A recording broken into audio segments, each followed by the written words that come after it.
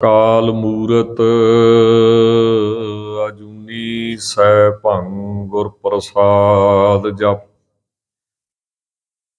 ਆਦ ਸੱਚ ਜੁਗਾਦ ਸੱਚ ਹੈ ਭੀ ਸੱਚ, ਨਾਨਕ ਹੋਸੀ ਭੀ ਸੱਚ। ਤੋਹੀ ਮੋਹੀ ਮੋਹੀ ਤੋਹੀ ਅੰਤਰ ਕੈਸਾ, ਕਨਕ ਕਟਕ ਜਲ ਤਰੰਗ ਜੈਸਾ। ਜੋ ਪੈ ਹਮ ਨਾ ਪਾਪ ਕਰੰਤਾ ਅਹੈ ਅਨੰਤਾ, ਪਤਤ ਪਾਵਨ ਨਾਮ ਕੈਸੇ ਹੁੰਤਾ। ਬਾਣੀ ਗੁਰੂ ਗੁਰੂ ਹੈ ਬਾਣੀ, ਵਿੱਚ ਬਾਣੀ ਅੰਮ੍ਰਿਤ ਸਾਰੇ। ਗੁਰਬਾਣੀ ਕਹੈ ਸੇਵਕ ਜਨ ਮਾਨੈ, ਪ੍ਰਤੱਖ ਗੁਰੂ ਨਿਸਤਾਰੇ।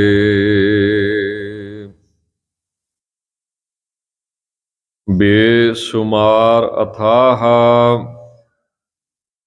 ਅਗਣਤ ਅਤੁਲੈ, ਜਿਉ ਬੁਲਾਵਹੁ ਤਿਉ ਨਾਨਕ ਦਾਸ ਬੋਲੇ। ਪਰਮ ਸਨਮਾਨਯੋਗ ਗੁਰੂ ਰੂਪ ਖਾਲਸਾ ਸਾਧ ਸੰਗਤ ਜੀਓ, ਸਨਿਮਰ ਫਤਿਹ ਪ੍ਰਵਾਨ ਕਰੋ ਜੀ। ਗੱਜ ਕੇ ਆਖੋ ਜੀ ਵਾਹਿਗੁਰੂ ਜੀ ਕਾ ਖਾਲਸਾ ਵਾਹਿਗੁਰੂ ਜੀ ਕੀ ਫਤਿਹ। ਆਪ ਬੜੇ ਪ੍ਰੇਮ ਦੇ ਨਾਲ ਸ਼੍ਰੋਮਣੀ ਭਗਤ ਰਵਿਦਾਸ ਜੀ ਮਹਾਰਾਜ, ਇਹਨਾਂ ਦਾ ਪਵਿੱਤਰ ਜਨਮ ਦਿਹਾੜਾ, ਭਾਵੇਂ ਕਿ ਗੁਰਮੁਖਾਂ ਬਾਰੇ ਬਾਣੀ ਅੰਦਰ ਲਿਖਿਆ ਹੈ ਕਿ ਨਾ ਉਹ ਜਨਮ ਦੇ ਵਿੱਚ ਆਉਂਦੇ ਨੇ ਨਾ ਮਰਨ ਦੇ ਵਿੱਚ ਆਉਂਦੇ ਨੇ, ਸਤਿਗੁਰੂ ਜੀ ਨੇ ਇੰਨਾ ਸਤਿਕਾਰ ਦਿੱਤਾ ਹੈ, ਪਵਿੱਤਰ ਬਚਨ ਕੀਤੇ ਨੇ, ਧੰਨ ਧੰਨ ਧੰਨ ਜਨ ਆਇਆ, ਜਿਸ ਪ੍ਰਸਾਦ ਸਭ ਜਗਤ ਤਰਾਇਆ। ਧੰਨ ਨੇ ਉਹ ਗੁਰਮੁਖ ਪਿਆਰੇ ਜਿਨ੍ਹਾਂ ਦੀ ਕਿਰਪਾ ਸਦਕਾ ਇਹ ਸੰਸਾਰ ਦੇ ਲੋਕ ਤਰ ਜਾਂਦੇ ਹਨ। ਐਸੇ ਗੁਰਮੁਖਾਂ ਪਰਮੇਸ਼ਰ ਦੇ ਪਿਆਰਿਆਂ ਭਗਤਾਂ ਦੇ ਵਿੱਚੋਂ ਜਿਨ੍ਹਾਂ ਨੂੰ ਆਪਾਂ ਸ਼੍ਰੋਮਣੀ ਭਗਤ ਕਹਿ ਕੇ ਸਤਿਕਾਰ ਦਿੰਦੇ ਹਾਂ, ਮਹਾਰਾਜ ਜੀ ਸ੍ਰੀ ਰਵਿਦਾਸ ਜੀ, ਇਹਨਾਂ ਦੀ ਪਵਿੱਤਰ ਯਾਦ ਅੰਦਰ ਆਪਾਂ ਸਾਰੇ ਜੁੜ ਕੇ ਬੈਠੇ ਹਾਂ। ਸਤਿਗੁਰੂ ਜੀ ਨੇ ਵੈਸੇ ਗੁਰਬਾਣੀ ਦੇ ਵਿੱਚ ਕੋਈ ਜਨਮ ਕਰਕੇ ਮਹਾਨਤਾ ਨਹੀਂ ਮੰਨੀ, ਕਰਮ ਕਰਕੇ ਮਹਾਨਤਾ ਜ਼ਰੂਰ ਸ੍ਰੀ ਗੁਰੂ ਗ੍ਰੰਥ ਸਾਹਿਬ ਦੇ ਵਿੱਚ ਆਉਂਦੀ ਹੈ। ਮੰਨ ਲਓ ਕਿਸੇ ਦਾ ਜਨਮ ਕਿਸੇ ਉੱਚੇ ਖਾਨਦਾਨ ਵਿੱਚ ਹੋ ਜਾਵੇ, ਜਿੱਥੇ ਧਨ ਪਦਾਰਥ ਦੀ ਬਹੁਲਤਾ ਹੋਵੇ, ਸਤਿਕਾਰ ਹੋਵੇ, ਮਾਣ ਹੋਵੇ, ਵਡਿਆਈ ਹੋਵੇ, ਤਾਂ ਮਹਾਰਾਜ ਕਹਿੰਦੇ ਐਸੇ ਪਰਿਵਾਰ ਵਿੱਚ ਜਨਮ ਲੈਣ ਕਰਕੇ ਕੋਈ ਮਹਾਨ ਨਹੀਂ ਬਣਦਾ ਹੈ। ਮਹਾਨ ਤਾਂ ਹੀ ਹੈ ਜੇ ਉਹਦੇ ਕਰਮ ਮਹਾਨ ਨੇ, ਕਰਤੂਤ ਚੰਗੀ ਹੈ, ਕਰਮ ਚੰਗੇ ਨੇ। ਰਹਿਰਾਸ ਸਾਹਿਬ ਦੇ ਅੰਦਰ ਅਸੀਂ ਹਰ ਰੋਜ਼ ਬੜੇ ਪ੍ਰੇਮ ਦੇ ਨਾਲ ਪੜ੍ਹਦੇ ਹਾਂ, ਜੇ ਵਡਿਆਪ ਤੇਵੜ ਤੇਰੀ ਦਾਤ, ਜਿਨ ਦਿਨ ਕਰਕੇ ਕੀਤੀ ਰਾਤ, ਖਸਮ ਵਿਸਾਰੈ ਤੇ ਕਮਜਾਤ। ਕਮਜਾਤ ਦਾ ਅਰਥ ਹੁੰਦਾ ਨੀਵੀਂ ਜਾਤ, ਨਿੱਕੀ ਜਾਤ। ਮਹਾਰਾਜ ਕਹਿੰਦੇ ਨੀਵੀਂ ਜਾਤ ਸਾਡੇ ਮੁਤਾਬਕ ਤੇ ਗੁਰਬਾਣੀ ਦੇ ਮੁਤਾਬਕ ਨੀਵੀਂ ਜਾਤ ਕਿਹੜੀ ਆ? ਜਿਹੜੇ ਰੱਬ ਨੂੰ ਭੁੱਲ ਜਾਂਦੇ ਨੇ। ਉਹ ਭਾਵੇਂ ਬ੍ਰਾਹਮਣਾਂ ਦੇ ਘਰ ਜੰਮਿਆ ਹੋਵੇ, ਉਹ ਭਾਵੇਂ ਛਤਰੀਆਂ ਦੇ ਜੰਮਿਆ ਹੋਵੇ, ਉਹ ਭਾਵੇਂ ਕਿਸੇ ਵੱਡੇ ਉੱਚੇ ਅਮੀਰ ਖਾਨਦਾਨ ਦੇ ਵਿੱਚ ਪੈਦਾ ਹੋਇਆ, ਸਰੀਰ ਦੇ ਤਲ ਤੇ ਮਹਾਰਾਜ ਕਿਸੇ ਨੂੰ ਨੀਵਾਂ ਨਹੀਂ ਮੰਨਦੇ। ਮਹਾਰਾਜ ਕਹਿੰਦੇ ਜੇ ਇਸ ਸਰੀਰ ਦੇ ਵਿੱਚ ਬਿਰਤੀ ਨੀਵੀਂ ਆ ਤੇ ਭਾਵੇਂ ਜੰਮਿਆ ਤੂੰ ਜਿਹੜੇ ਮਰਜ਼ੀ ਘਰ 'ਚ ਹੈ, ਫਿਰ ਤੂੰ ਨੀਵਾਂ ਹੀ। ਹੁਣ ਗੁਰੂ ਗ੍ਰੰਥ ਸਾਹਿਬ ਤਾਂ ਇੱਥੋਂ ਤੱਕ ਕਹਿੰਦੇ ਨੇ ਵੀ ਏਕ ਨੂਰ ਤੇ ਸਭ ਜਗ ਉਪਜਿਆ, ਕੌਣ ਭਲੇ ਕੋ ਮੰਦੇ। ਜਦੋਂ ਬਣਾਉਣ ਵਾਲਾ ਤੁਹਾਨੂੰ ਪਰਮੇਸ਼ਰ ਆ, ਏਡਾ ਵੱਡਾ ਇੰਜੀਨੀਅਰ ਆ, ਏਡਾ ਵੱਡਾ ਕਾਰੀਗਰ ਆ, ਕਦੀ ਮਨ ਦੇ ਵਿੱਚ ਨਾ ਟੈਨਸ਼ਨ ਆਵੇਗੀ, ਚਿੰਤਾ ਆਵੇਗੀ ਵੀ ਪਤਾ ਨਹੀਂ ਕੀ ਹੋਊ ਜ਼ਿੰਦਗੀ 'ਚ। ਸਮਾਂ ਆਉਂਦਾ ਨਾ ਕਈ ਵਾਰੀ ਇਹੋ ਜਿਹਾ, ਉਦੋਂ ਮਾੜਾ ਜਿਹਾ ਸੋਚਿਆ ਕਰੋ ਵੀ ਤੁਹਾਨੂੰ ਬਣਾਇਆ ਕਿਹਨੇ ਹੈ। ਤੁਹਾਨੂੰ ਕਿਸੇ ਆਮ ਬੰਦੇ ਨੇ ਥੋੜ੍ਹੀ ਬਣਾਇਆ, ਤੁਹਾਨੂੰ ਤਾਂ ਦੀਨ ਦੁਨੀਆ ਮਾਲਕ ਦਾ ਜਿਹੜਾ ਪਰਮੇਸ਼ਰ ਵਾਹਿਗੁਰੂ ਅੰਤਰਜਾਮੀ, ਉਹਨੇ ਆਪ ਤੁਹਾਡੀ ਰਚਨਾ ਕੀਤੀ। ਇਸ ਕਰਕੇ ਮਾੜੇ ਕਿੱਦਾਂ ਹੋ ਗਏ? ਤਾਂ ਗੁਰਬਾਣੀ ਕਹਿੰਦੀ ਏਕ ਨੂਰ ਤੇ ਸਭ ਜਗ ਉਪਜਿਆ। ਜਦੋਂ ਵੀ ਕਿਤੇ ਮਨ ਢਹਿੰਦੀ ਕਲਾ 'ਚ ਜਾਵੇ ਤੇ ਇਹ ਗੱਲ ਚੇਤੇ ਕਰ ਲੈਣੀ ਚਾਹੀਦੀ, ਮੈਨੂੰ ਬਣਾਉਣ ਵਾਲਾ ਆਪ ਪਰਮੇਸ਼ਰ ਵਾਹਿਗੁਰੂ ਆ। ਇਸ ਕਰਕੇ ਜਿਹਨੂੰ ਆਪ ਪਰਮੇਸ਼ਰ ਨੇ ਬਣਾਇਆ ਹੋਵੇ, ਉਹਨੂੰ ਕੀ ਲੋੜ ਪਈ ਆ ਟੈਨਸ਼ਨ ਦੀ ਜਾਂ ਘਬਰਾਉਣ ਦੀ। ਉਹ ਨਿਰਮਾਤਾ ਜਿਹੜਾ ਉਹ ਬਹੁਤ ਵੱਡਾ ਹੈ, ਬਹੁਤ ਉੱਚਾ ਹੈ। ਜਿਸ ਜਨਮ ਦੇ ਆਧਾਰ ਤੇ ਨਾ ਹਿੰਦੁਸਤਾਨ ਕੋਈ 700-800 ਸਾਲ ਪਹਿਲਾਂ ਇਹ ਮੁਗਲਾਂ ਦਾ ਗੁਲਾਮ ਰਿਹਾ, ਫਿਰ 200 ਸਾਲ ਇਹ ਅੰਗਰੇਜ਼ਾਂ ਦਾ ਗੁਲਾਮ ਰਿਹਾ। ਜੇ ਟੋਟਲ ਲਾਈਏ ਤੇ 1000 ਸਾਲ ਵੀ ਬਣ ਜਾਂਦਾ ਕਈ ਵਾਰੀ, ਇੰਨੀ ਤੁਰਕ ਕੌਮ ਦੀ ਇਹਨਾਂ ਗੁਲਾਮੀ ਕੀਤੀ। ਉਹਦਾ ਕਾਰਨ ਇਹੀ ਸੀ ਕਿ ਇਹ ਮੰਨਦੇ ਸੀ ਵੀ ਜੇ ਬ੍ਰਾਹਮਣ ਦੇ ਘਰ ਪੈਦਾ ਹੋ ਗਿਆ ਨਾ, ਭਾਵੇਂ ਸਿਰੇ ਦਾ ਮੂਰਖ ਹੋਵੇ, ਕੱਖ ਵੀ ਨਾ ਆਉਂਦਾ ਹੋਵੇ, ਤੇ ਉਹਦੀ ਪੂਜਾ ਕਰਨੀ ਚਾਹੀਦੀ। ਇੱਕ ਪੰਕਤੀ ਆਉਂਦੀ ਨਾ, ਪੂਜੋ ਵਿਪਰ, ਇਹਨਾਂ ਦੇ ਗ੍ਰੰਥਾਂ 'ਚ, ਪੂਜੋ ਵਿਪਰ ਸਕਲ ਗੁਣਹੀਨਾ। ਵਿਪਰ ਦੀ ਪੂਜਾ ਕਰ, ਭਾਵੇਂ ਇੱਕ ਵੀ ਗੁਣ ਨਹੀਂ ਆ, ਸ਼ਰਾਬ ਵੀ ਪੀਂਦਾ ਹੋਵੇ, ਮਾਸ ਵੀ ਖਾਂਦਾ ਹੋਵੇ, ਵੇਸਵਾਗਾਮੀ ਵੀ ਹੋਵੇ, ਤਾਂ ਵੀ ਉਹਦੀ ਪੂਜਾ ਕਰ, ਸਤਿਕਾਰ ਕਰ। ਤਾਂ ਗੁਰਬਾਣੀ ਨੇ ਇਸ ਗੱਲ ਨੂੰ ਫਿਰ ਖੰਡਨ ਕਰਤਾ। ਗੁਰਬਾਣੀ ਕਹਿੰਦੀ ਹੈ ਕੰਮ ਜਾਤ ਉਹ ਆ ਜਿਹੜਾ ਪਰਮੇਸ਼ਰ ਨੂੰ ਭੁੱਲ ਗਿਆ। ਤੇ ਜਦੋਂ ਸਾਨੂੰ ਸਾਰਿਆਂ ਨੂੰ ਬਣਾਉਣ ਵਾਲਾ ਵਾਹਿਗੁਰੂ ਪਰਮੇਸ਼ਰ ਆਪ ਹੈ, ਤੇ ਕੰਮ ਜਾਤ ਕਿੱਦਾਂ ਹੋ ਗਏ ਬਈ? ਫਿਰ ਅਸੀਂ ਜਿੰਨੇ ਇਸ ਸਮਾਜ ਨੇ ਨੀਵੇਂ ਨਾਂ ਰੱਖੇ ਸੀ ਨਾ, ਜਿਵੇਂ ਕਹਿ ਲਈਏ ਵੀ ਆਪਾਂ ਕਹਿੰਦੇ ਵੀ ਮਰਾਸੀ ਨੀਵੀਂ ਜਾਤ ਹੋ ਗਈ, ਉਹਦੇ ਵੀ ਅਰਥ ਬਦਲੇ ਆ ਮਹਾਰਾਜ ਨੇ ਸ੍ਰੀ ਗੁਰੂ ਗ੍ਰੰਥ ਸਾਹਿਬ 'ਚ। ਕੋ ਬੁੱਧ ਡੂਮਣੀ, ਕੋ ਦਇਆ ਕਸਾਇਣ, ਪਰ ਨਿੰਦਾ ਘਟ ਚੂਹੜੀ, ਮੁੱਠੀ ਕ੍ਰੋਧ ਚੰਡਾਲ। ਮਹਾਰਾਜ ਕਹਿੰਦੇ ਤੂੰ ਭਾਵੇਂ ਬ੍ਰਾਹਮਣਾ ਘਰ ਜੰਮਿਆ ਹੈ, ਤੂੰ ਭਾਵੇਂ ਛਤਰੀਆਂ ਦੇ ਜੰਮਿਆ, ਉੱਚੇ ਖਾਨਦਾਨ 'ਚ ਜੰਮਿਆ, ਪਰ ਜੇ ਤੇਰੀ ਮੱਤ ਮਾੜੀ ਆ ਨਾ ਤੇਰੇ ਸਰੀਰ 'ਚ, ਤੇ ਫਿਰ ਤੂੰ ਮਰਾਸੀ ਆ। ਮਾੜੀ ਮੱਤ ਨੂੰ ਕੀ ਕਿਹਾ ਮਹਾਰਾਜ ਨੇ ਇੱਥੇ? ਸਰੀਰ ਨੂੰ ਨਹੀਂ ਕਿਹਾ। ਗਲਤ ਸੋਚ ਨੂੰ ਕੀ ਕਿਹਾ ਮਹਾਰਾਜ ਨੇ? ਮਹਾਰਾਜ ਕਹਿੰਦੇ ਗਲਤ ਸੋਚ ਨੀਵੀਂ ਜਾਤ ਹੁੰਦੀ ਆ, ਬੰਦਾ ਨੀਵੀਂ ਜਾਤ ਨਹੀਂ ਹੈ। ਬੰਦੇ ਨੂੰ, ਤੇ ਨਾਲੇ ਇਸਲਾਮ ਧਰਮ ਨੂੰ ਪੜ੍ਹੋ ਨਾ, ਉਹ ਕਹਿੰਦੇ ਇਹ ਤਾਂ ਆਦਮ ਦੀ ਜਾਤ ਆ ਸਾਰੀ, ਜਿਹਨੂੰ ਆਪ ਖੁਦਾ ਪਰਮੇਸ਼ਰ ਨੇ ਆਪਣੇ ਵਰਗਾ ਬਣਾਇਆ। ਫਿਰ ਤੁਸੀਂ ਦੇਖੋਗੇ ਕੋ ਦਇਆ ਕਸਾਇਣ, ਜਿਹੜੇ ਬੰਦੇ ਦੇ ਅੰਦਰ ਤਰਸ ਨਹੀਂ ਨਾ ਹੈਗਾ, ਸਿਰਫ ਆਪਣੇ ਬਾਰੇ ਸੋਚਦਾ, ਜਿਵੇਂ ਪਸ਼ੂ ਬਿਰਤੀ ਜਿਹਨੂੰ ਆਪਾਂ ਕਹਿ ਦਿੰਦੇ ਬਿਰਤੀਆਂ, ਜਿਵੇਂ ਪਸ਼ੂ ਖਾ ਲਿਆ, ਪੀ ਲਿਆ, ਸੌਂ ਲਿਆ, ਸੰਸਾਰ ਪੈਦਾ ਕਰ ਲਿਆ, ਇਸ ਤੋਂ ਵੱਧ ਕੁਝ ਨਹੀਂ। ਤਾਂ ਜਿਹਨੂੰ ਕਦੀ ਤਰਸ ਹੀ ਨਹੀਂ ਆਇਆ, ਮਹਾਰਾਜ ਕਹਿੰਦੇ ਉਹ ਤੇ ਸਭ ਤੋਂ ਵੱਡਾ ਕਸਾਈ ਆ। ਫਿਰ ਆਪਾਂ ਕਹਿੰਦੇ ਵੀ ਕਸਾਈ ਜਿਹੜਾ ਕੰਮ ਕਰਦਾ, ਉਹ ਜਿਵੇਂ ਭਗਤ ਸਧਨਾ ਜੀ, ਉਹ ਨੀਵੀਂ ਜਾਤ। ਮਹਾਰਾਜ ਕਹਿੰਦੇ ਨਹੀਂ, ਜਿਹਨੂੰ ਤਰਸ ਨਹੀਂ ਕਦੀ ਆਉਂਦਾ, ਧੌਲ ਧਰਮ ਦਇਆ ਕਾ ਪੂਤ, ਸੰਤੋਖ ਥਾਪ ਰੱਖਿਆ ਜਿਨ ਸੂਤ। ਜਿਹਦੇ ਅੰਦਰ ਦਇਆ ਪੈਦਾ ਨਹੀਂ ਹੁੰਦੀ, ਉਹ ਕੀ ਹੈ? ਕਸਾਈ ਪੁਣਾ ਹੈ, ਮਹਾਰਾਜ ਸੱਚੇ ਪਾਤਸ਼ਾਹ ਕਹਿੰਦੇ ਹਨ। ਤੇ ਜਿਹੜੀ ਅਸੀਂ ਪਰਾਈ ਨਿੰਦਾ ਕਰਦੇ ਰਹਿੰਦੇ ਹਾਂ, ਜਿਹੜੀ ਸਾਡੇ ਦਿਲ ਦੇ ਵਿੱਚ ਨਾ, ਹਿਰਦੇ ਵਿੱਚ ਮੈਲ ਛਿਪੀ ਹੋਈ ਹੈ, ਇਹ ਝੂੜਪੁਣਾ ਹੈ। ਮਹਾਰਾਜ ਕਹਿੰਦੇ ਜਦੋਂ ਅਸੀਂ ਕਿਸੇ ਦੀ ਨਿੰਦਿਆ ਕਰਦੇ ਹਾਂ, ਕਿਸੇ ਮਹਾਂਪੁਰਸ਼ ਦੀ, ਸਤਿਪੁਰਸ਼ ਦੀ, ਚਲੋ ਕਈ ਤਾਂ ਨਕਲੀ ਨੇ ਨਾ, ਉਹ ਵੀ ਇਹਨਾਂ ਤੁਕਾਂ ਨੂੰ ਵਰਤ ਲੈਂਦੇ ਵੀ ਕੋਈ ਸਾਡਾ ਰੌਲਾ ਨਾ ਪਾਓ। ਪਰ ਫਿਰ ਵੀ ਮਹਾਰਾਜ ਕਹਿੰਦੇ ਨੇ ਵੀ ਨਿੰਦਾ, ਜੇ ਅੱਗੇ ਬੰਦਾ ਸੱਚਾ ਹੋਵੇ ਤੇ ਉਹਦੀ ਨਿੰਦਾ ਹੋਵੇ ਝੂਠੀ, ਤਾਂ ਫੇਰ ਸਮਝ ਲਾ ਸੱਜਣਾ, ਬੀਬੀਆਂ, ਮਾਤਾਵਾਂ, ਭੈਣਾਂ ਜਦੋਂ ਬੱਚੇ ਦਾ ਕੱਪੜਾ ਲਿਬੜ ਜਾਂਦਾ ਨਾ ਗੰਦਗੀ ਨਾਲ, ਉਹ ਤੇ ਧੋਂਦੀਆਂ ਹੱਥਾਂ ਨਾਲ, ਪਰ ਤੂੰ ਕਹਿੰਦੇ ਹੁਣ ਜ਼ਬਾਨ ਨਾਲ ਧੋਂਦਾ ਪਿਆ ਅਗਲੇ ਦੇ। ਕਿਸੇ ਦੀ ਗੰਦਗੀ ਨੂੰ ਜ਼ਬਾਨ ਨਾਲ ਸਾਫ਼ ਕਰਨਾ, ਇਹ ਕੀ ਹੈ? ਨਿੰਦਾ। ਦੇਖੋ, ਮੈਂ ਇੱਥੇ ਇੱਕ ਬੇਨਤੀ ਕਰਦਾ, ਅਸਲ ਤੇ ਨਕਲ ਦਾ ਅੱਜ ਕੱਲ੍ਹ ਪਤਾ ਨਹੀਂ ਲੱਗਦਾ। ਨਕਲੀ ਵੀ ਇਹਨਾਂ ਤੁਕਾਂ ਦੀ ਓਟ ਲੈ ਕੇ, ਢਾਲ ਲੈ ਕੇ ਬਚਦੇ ਆ। ਇੱਥੇ ਮੈਂ ਬੇਨਤੀ ਕਰਾਂ, ਹੋਵੇ ਅਸਲੀ ਮਹਾਂਪੁਰਸ਼, ਅਸਲੀ ਸੰਤ ਸਾਧੂ,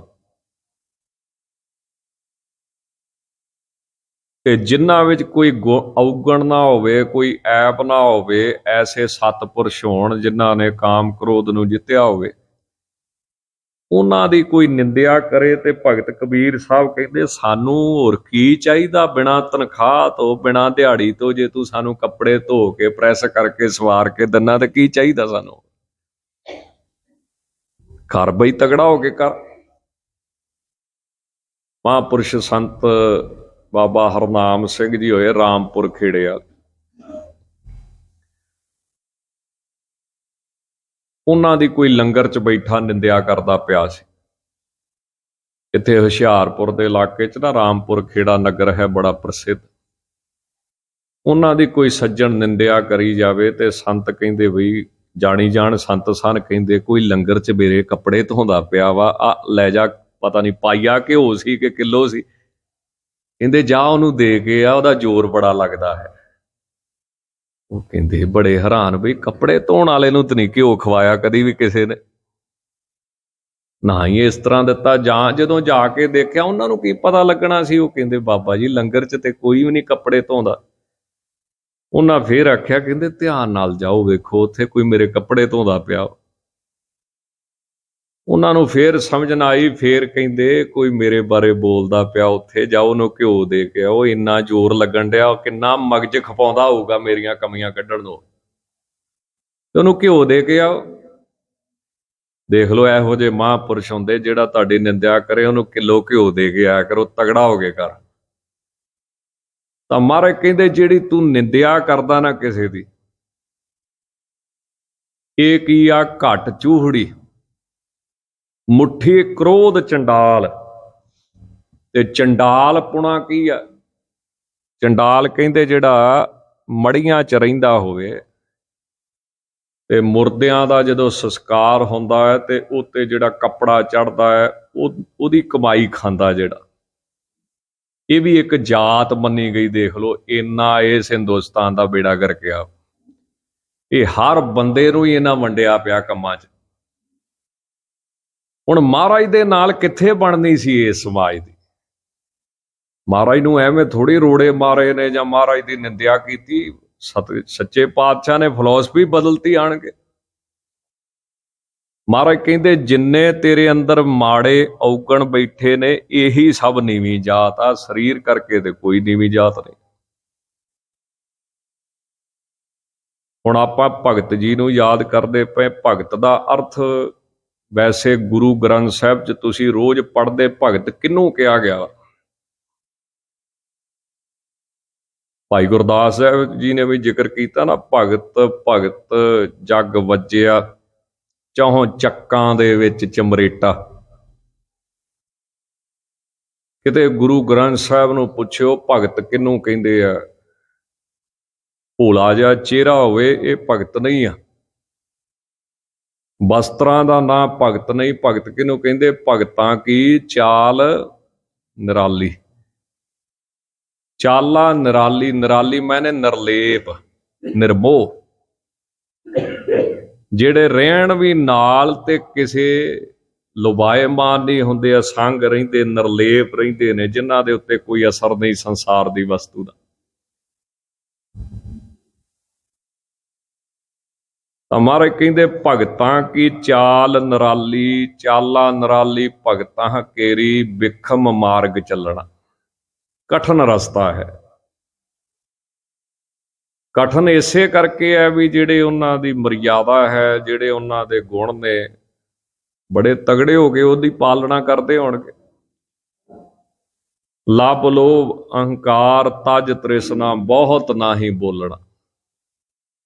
ਤੇ ਫਿਰ ਆਪ ਹੀ ਮਹਾਰਾਜ ਦੱਸਦੇ ਵੀ ਰਸਤਾ ਬੜਾ ਕਠਨ ਹੈ। ਖੰਨਿਓ ਤਿੱਖੀ ਵਾਲੋਂ ਨਿੱਕੀ, ਏਤ ਮਾਰਗ ਜਾਣਾ। ਖੰਡੇ ਨਾਲੋਂ ਤਿੱਖਾ ਹੈ ਤੇ ਵਾਲ ਨਾਲੋਂ ਵੀ ਬਰੀਕ ਹੈ। ਇਸ ਰਸਤੇ ਦੇ ਉੱਤੇ ਭਗਤ ਜਿਹੜਾ ਹੈ ਉਹ ਚੱਲਦਾ ਪਿਆ ਹੈ। ਅਖੀਰ ਵੀ ਚਾਲ ਜਿਹੜੀ ਭਗਤਾਂ ਦੀ ਮਹਾਰਾਜ ਕਹਿੰਦੇ ਹਰ ਯੁੱਗ 'ਚ ਨਿਰਾਲੀ ਰਹੀ। ਸੰਸਾਰ ਨਾਲੋਂ ਵੱਖਰੀ ਮਾਇਨੇ ਭਗਤਾਂ ਤੇ ਸੰਸਾਰੀਆਂ ਦਾ ਜੋੜ ਜਿਹੜਾ ਉਹ ਬਣਿਆ ਨਹੀਂ ਕਦੀ। ਇੱਕ ਜਗ੍ਹਾ ਧੰਨ ਬਾਬਾ ਫਰੀਦ ਸਾਹਿਬ ਦੀ ਬਾਣੀ ਦੇ ਵਿੱਚ ਵੀ ਭਗਤ ਦੇ ਅਰਥ ਆਉਂਦੇ, ਤਾਂ ਉੱਥੇ ਮਹਾਰਾਜ ਕਹਿੰਦੇ ਨੇ ਮਾਣ ਹੁੰਦੇ ਹੋਏ ਨਿਮਾਣਾ। ਮਾਣ ਬਹੁਤ ਆ, ਸਤਿਕਾਰ ਬਹੁਤ ਆ, ਵਡਿਆਈ ਬਹੁਤ ਆ, ਪਰ ਅੰਦਰੋਂ ਸਾਰਿਆਂ ਦੇ ਚਰਨਾਂ ਦੀ ਧੂੜ ਨੇ। ਇੰਨੀ ਨਿਮਰਤਾ। ਤਾਣ ਹੁੰਦੇ ਹੋਏ ਨਿਤਾਣਾ। ਬਲ ਬੜਾ ਹੈ ਮਾਨਸਿਕ ਤੌਰ ਤੇ, ਅਧਿਆਪਕ ਤੌਰ ਤੇ, ਰਿੱਧੀਆਂ ਸਿੱਧੀਆਂ ਨੌ ਨਿਤੀਆਂ ਜਾਂ ਦੁਨਿਆਵੀ ਤੌਰ ਤੇ ਬਲ ਬਹੁਤ ਹੈ, ਪਰ ਆਪਣੇ ਆਪ ਨੂੰ ਸਭ ਤੋਂ ਨਿਤਾਣੇ ਸਮਝਦੇ ਹਨ। ਮਾਣ ਹੁੰਦੇ ਹੋਏ ਨਿਮਾਣਾ, ਤਾਣ ਹੁੰਦੇ ਹੋਏ ਨਿਤਾਣਾ, ਅਣਹੁੰਦੇ ਆਪ ਵੰਡਾਏ। ਜਦੋਂ ਘਰ ਦੇ ਵਿੱਚ ਕੁਝ ਵੀ ਨਾ ਹੋਵੇ ਤੇ ਫੇਰ ਵੀ ਸਭ ਕੁਝ ਵੰਡਣ ਨੂੰ ਤਿਆਰ ਬੈਠਾ। ਕੋ ਐਸਾ ਭਗਤ ਸਦਾਏ। ਐਸੀ ਅਵਸਥਾ ਦੇ ਮਾਲਕ ਕੌਣ ਹੋਏ? ਮਹਾਰਾਜ ਜੀ ਹੋਏ, ਭਗਤ ਰਵਿਦਾਸ ਜੀ ਹੋਏ। ਇਹਨਾਂ ਦੇ ਜੀਵਨ ਦੀ ਬੜੀ ਸੁੰਦਰ ਗਾਥਾ ਆਉਂਦੀ ਹੈ। ਪਿਤਾ ਦਾ ਨਾਂ ਸੀ, ਅੱਡ ਅੱਡ ਵਿਦਵਾਨਾਂ ਨੇ ਨਾ ਅੱਡ ਅੱਡ ਹੀ ਜੀਵਨ ਲਿਖਿਆ ਵਾ ਸਾਰਿਆਂ ਨੇ। ਜ਼ਿਆਦਾ ਪ੍ਰਸਿੱਧ ਜਿਵੇਂ ਬਾਬਾ ਸੰਤੋਖ ਦਾਸ ਪਿਤਾ ਜੀ ਦਾ ਨਾਂ ਸੀ।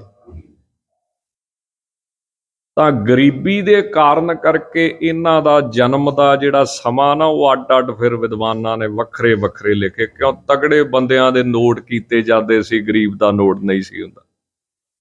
ਇਸ ਕਰਕੇ ਇਹਨਾਂ ਦੇ ਜਨਮ ਦੀ ਸਹੀ ਤਰੀਕ ਜਿਹੜੀ ਉਹ ਨਹੀਂ ਮਿਲੇਗੀ। ਵਿਦਵਾਨਾਂ ਨੇ ਅੱਡ ਅੱਡ ਹੀ ਲਿਖਿਆ ਸਾਰਾ ਕੁਝ। ਤਾਂ ਮਾਤਾ ਪਿਤਾ ਦੇ ਘਰ ਜਦੋਂ ਇਹਨਾਂ ਦੇ ਜਨਮ ਹੋਇਆ ਹੈ ਤਾਂ ਜਨਮ ਤੋਂ ਹੀ ਇਹਨਾਂ ਦਾ ਸੁਭਾਅ ਜਿਹੜਾ ਸੀ ਉਹ ਬੜਾ ਸਾਧੂ, ਪਰਉਪਕਾਰੀ, ਪਰਮੇਸ਼ਰ ਦਾ ਕੋਈ ਪਿਛਲੇ ਜਨਮ ਦਾ ਇਹੋ ਜਿਹਾ ਸੰਸਕਾਰ ਸੀ ਇਹਨਾਂ ਦਾ। ਇਹ ਜਨਮ ਤੋਂ ਸਾਧੂ ਸਨ। ਮਹਾਂਪੁਰਸ਼ ਸੁਭਾਅ ਇਹਨਾਂ ਦਾ ਜਨਮ ਤੋਂ ਹੀ ਸੀ। ਵੱਡੇ ਹੋਏ ਨੇ, ਵਿਆਹ ਕੀਤਾ ਹੈ, ਤਾਂ ਭਾਈ ਸਾਹਿਬ, ਭਾਈ ਗੁਰਦਾਸ ਸਾਹਿਬ ਜੀ ਲਿਖਦੇ ਨੇ, ਬੜਾ ਸੁੰਦਰ ਆਪਣੀ ਬਾਣੀ 'ਚ ਫਰਮਾਉਂਦੇ ਨੇ ਵੀ ਵੇਖੋ ਪਰਮੇਸ਼ਰ ਦੇ ਨਾਮ ਦੇ ਵਿੱਚ ਕਿੱਡੀ ਵੱਡੀ ਤਾਕਤ ਆ। ਵੀ ਨਾਮ ਦਾ ਪ੍ਰਤਾਪ ਏਡਾ ਵੱਡਾ ਹੈ ਵੀ ਭਗਤ ਭਗਤ ਜਗ ਵੱਜਿਆ ਚੌਹ ਚੱਕਾਂ ਦੇ ਵਿੱਚ ਚਮਰੇਟਾ। ਪਾਣਾ ਗੰਢੇ ਰਾਹ ਵਿੱਚ ਕੁਲਾ ਧਰਮ ਉਹ ਕੀ ਹੈ? ਢੋਏ ਢੋਰ। ਇਹ ਕੁਲਾ ਧਰਮ ਆ, ਢੋਏ ਢੋਰ ਸਮੇਟਾ। ਜਿਉਂ ਕਰ ਮੈਲੇ ਚੀਥੜੇ, ਹੀਰਾ ਲਾਲ ਅਮੋਲ ਸਮੇਟਾ। ਏਡੇ ਸੋਹਣੇ ਸ਼ਬਦ ਵਰਤੇ। ਕਹਿੰਦੇ ਧਰਮ ਤੇ ਸੀ ਵੀ ਰਸਤੇ ਦੇ ਵਿੱਚ ਜਿਹੜਾ ਬ੍ਰਾਹਮਣ ਨੇ ਧਰਮ ਬਣਾਇਆ ਸੀ ਨਾ, ਉਹ ਸੀ ਵੀ ਰਸਤੇ ਵਿੱਚ ਜੁੱਤੀਆਂ ਗੰਢਦੇ ਹੁੰਦੇ ਸੀ। ਤੇ ਢੋਰ ਕਹਿੰਦੇ ਨੇ ਮਰੇ ਹੋਏ ਪਸ਼ੂ ਦੀ ਖੱਲ, ਮਰਿਆ ਹੋਇਆ ਪਸ਼ੂ। ਜਿਵੇਂ ਘਰਾਂ ਦੇ ਵਿੱਚ ਪਸ਼ੂ ਮਰ ਜਾਂਦੇ ਹਨ, ਤਾਂ ਜਦੋਂ ਮੌਤ ਹੋ ਜਾਣੀ ਤਾਂ ਫਿਰ ਇਹ ਉਹਨੂੰ ਲੈ ਕੇ ਆਉਣਾ, ਉਹਦਾ ਚਮੜਾ ਸਵਾਰਨਾ ਆਦਿਕ, ਫਿਰ ਚਮੜੇ ਤੋਂ ਜੁੱਤੀਆਂ ਬਣਾਉਣੀਆਂ। ਇਹ ਇਹਨਾਂ ਦੀ ਕਿਰਤ ਸੀ।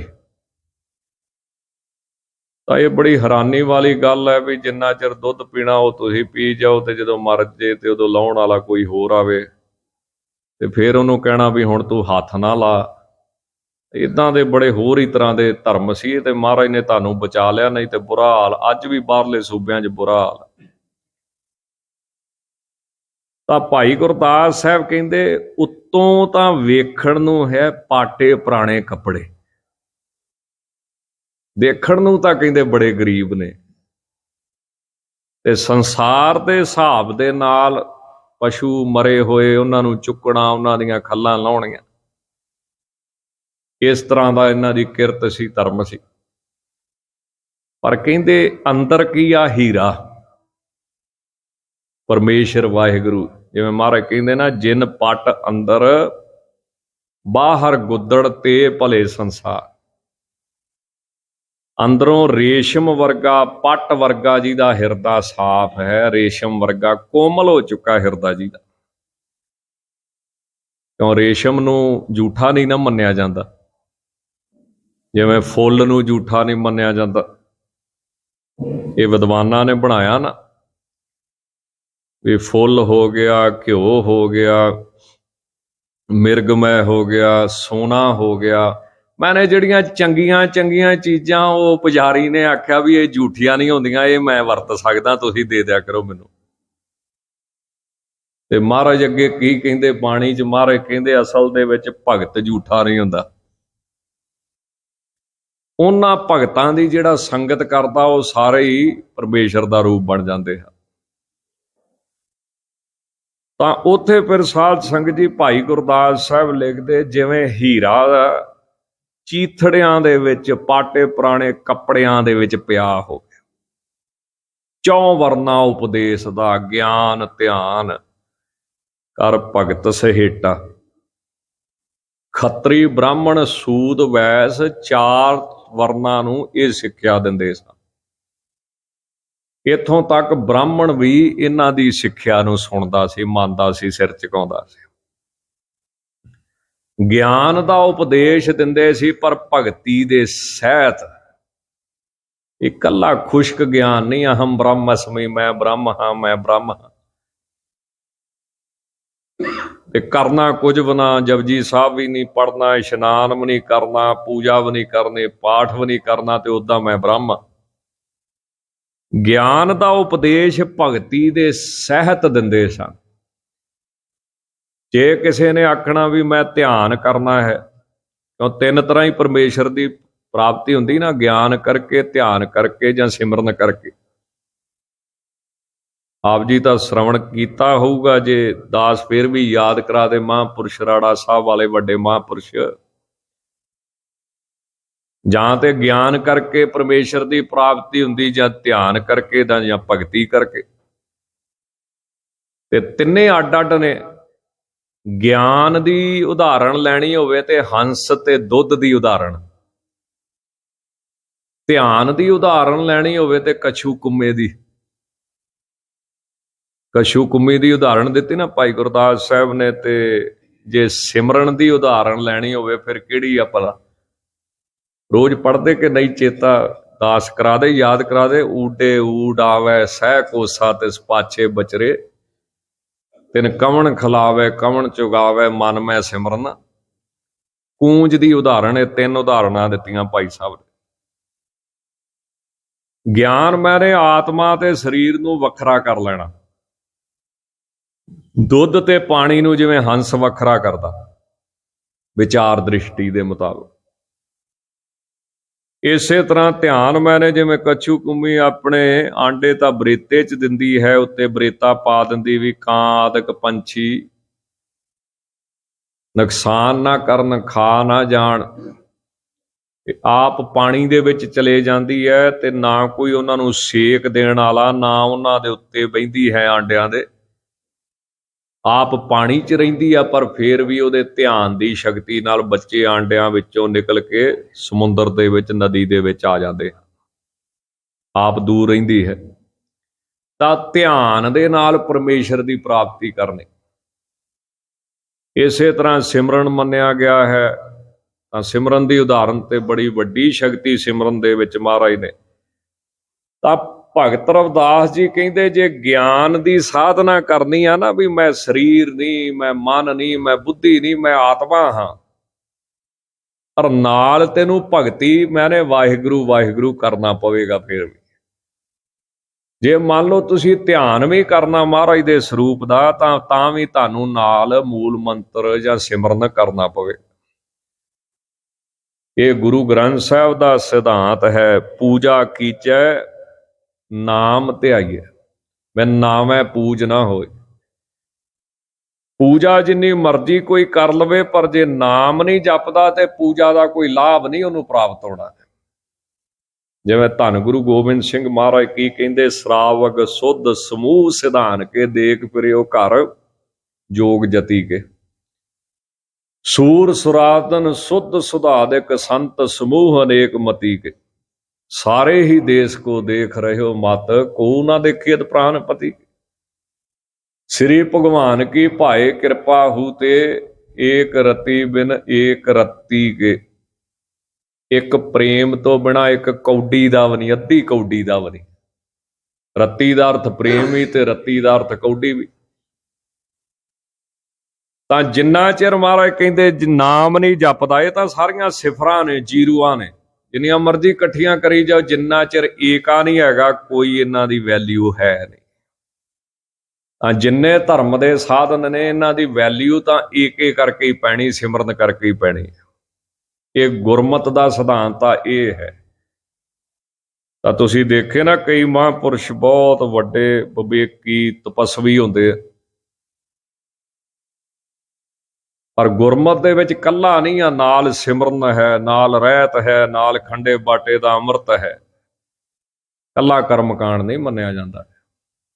ਤਾਂ ਲਾੜੇ ਤੋਂ ਬਿਨਾਂ ਜੰਝ ਦਾ ਕੀ ਲਾਭ ਹੈ? ਜਿੱਧਰ ਮਰਜ਼ੀ ਤੁਸੀਂ ਜਿੰਨੀ ਮਰਜ਼ੀ ਇਕੱਠੀ ਕਰੀ ਫਿਰੋ, ਅਖੀਰ ਵਿਆਹੁਣਾ ਕਿਹਨੂੰ ਹੈ? ਫਿਰ ਤਾਂ ਬਿਨਾਂ ਸਿਮਰਨ ਤੋਂ ਪਰਮੇਸ਼ਰ ਦੀ ਪ੍ਰਾਪਤੀ ਨਹੀਂ। ਬਾਕੀ ਜਿੰਨੇ ਮਰਜ਼ੀ ਸਾਧਨ ਕੋਈ ਲਈ ਫਿਰੇ, ਤੇ ਜੇ ਲਾੜਾ ਹੈ ਤੇ ਜੰਝ ਜਿਹੜੀ ਹੈ ਫਿਰ ਉਹ ਸੋਭ ਜਾਂਦੀ, ਸਤਿਕਾਰ ਪੈ ਜਾਏਗਾ ਸਾਰਿਆਂ ਦਾ।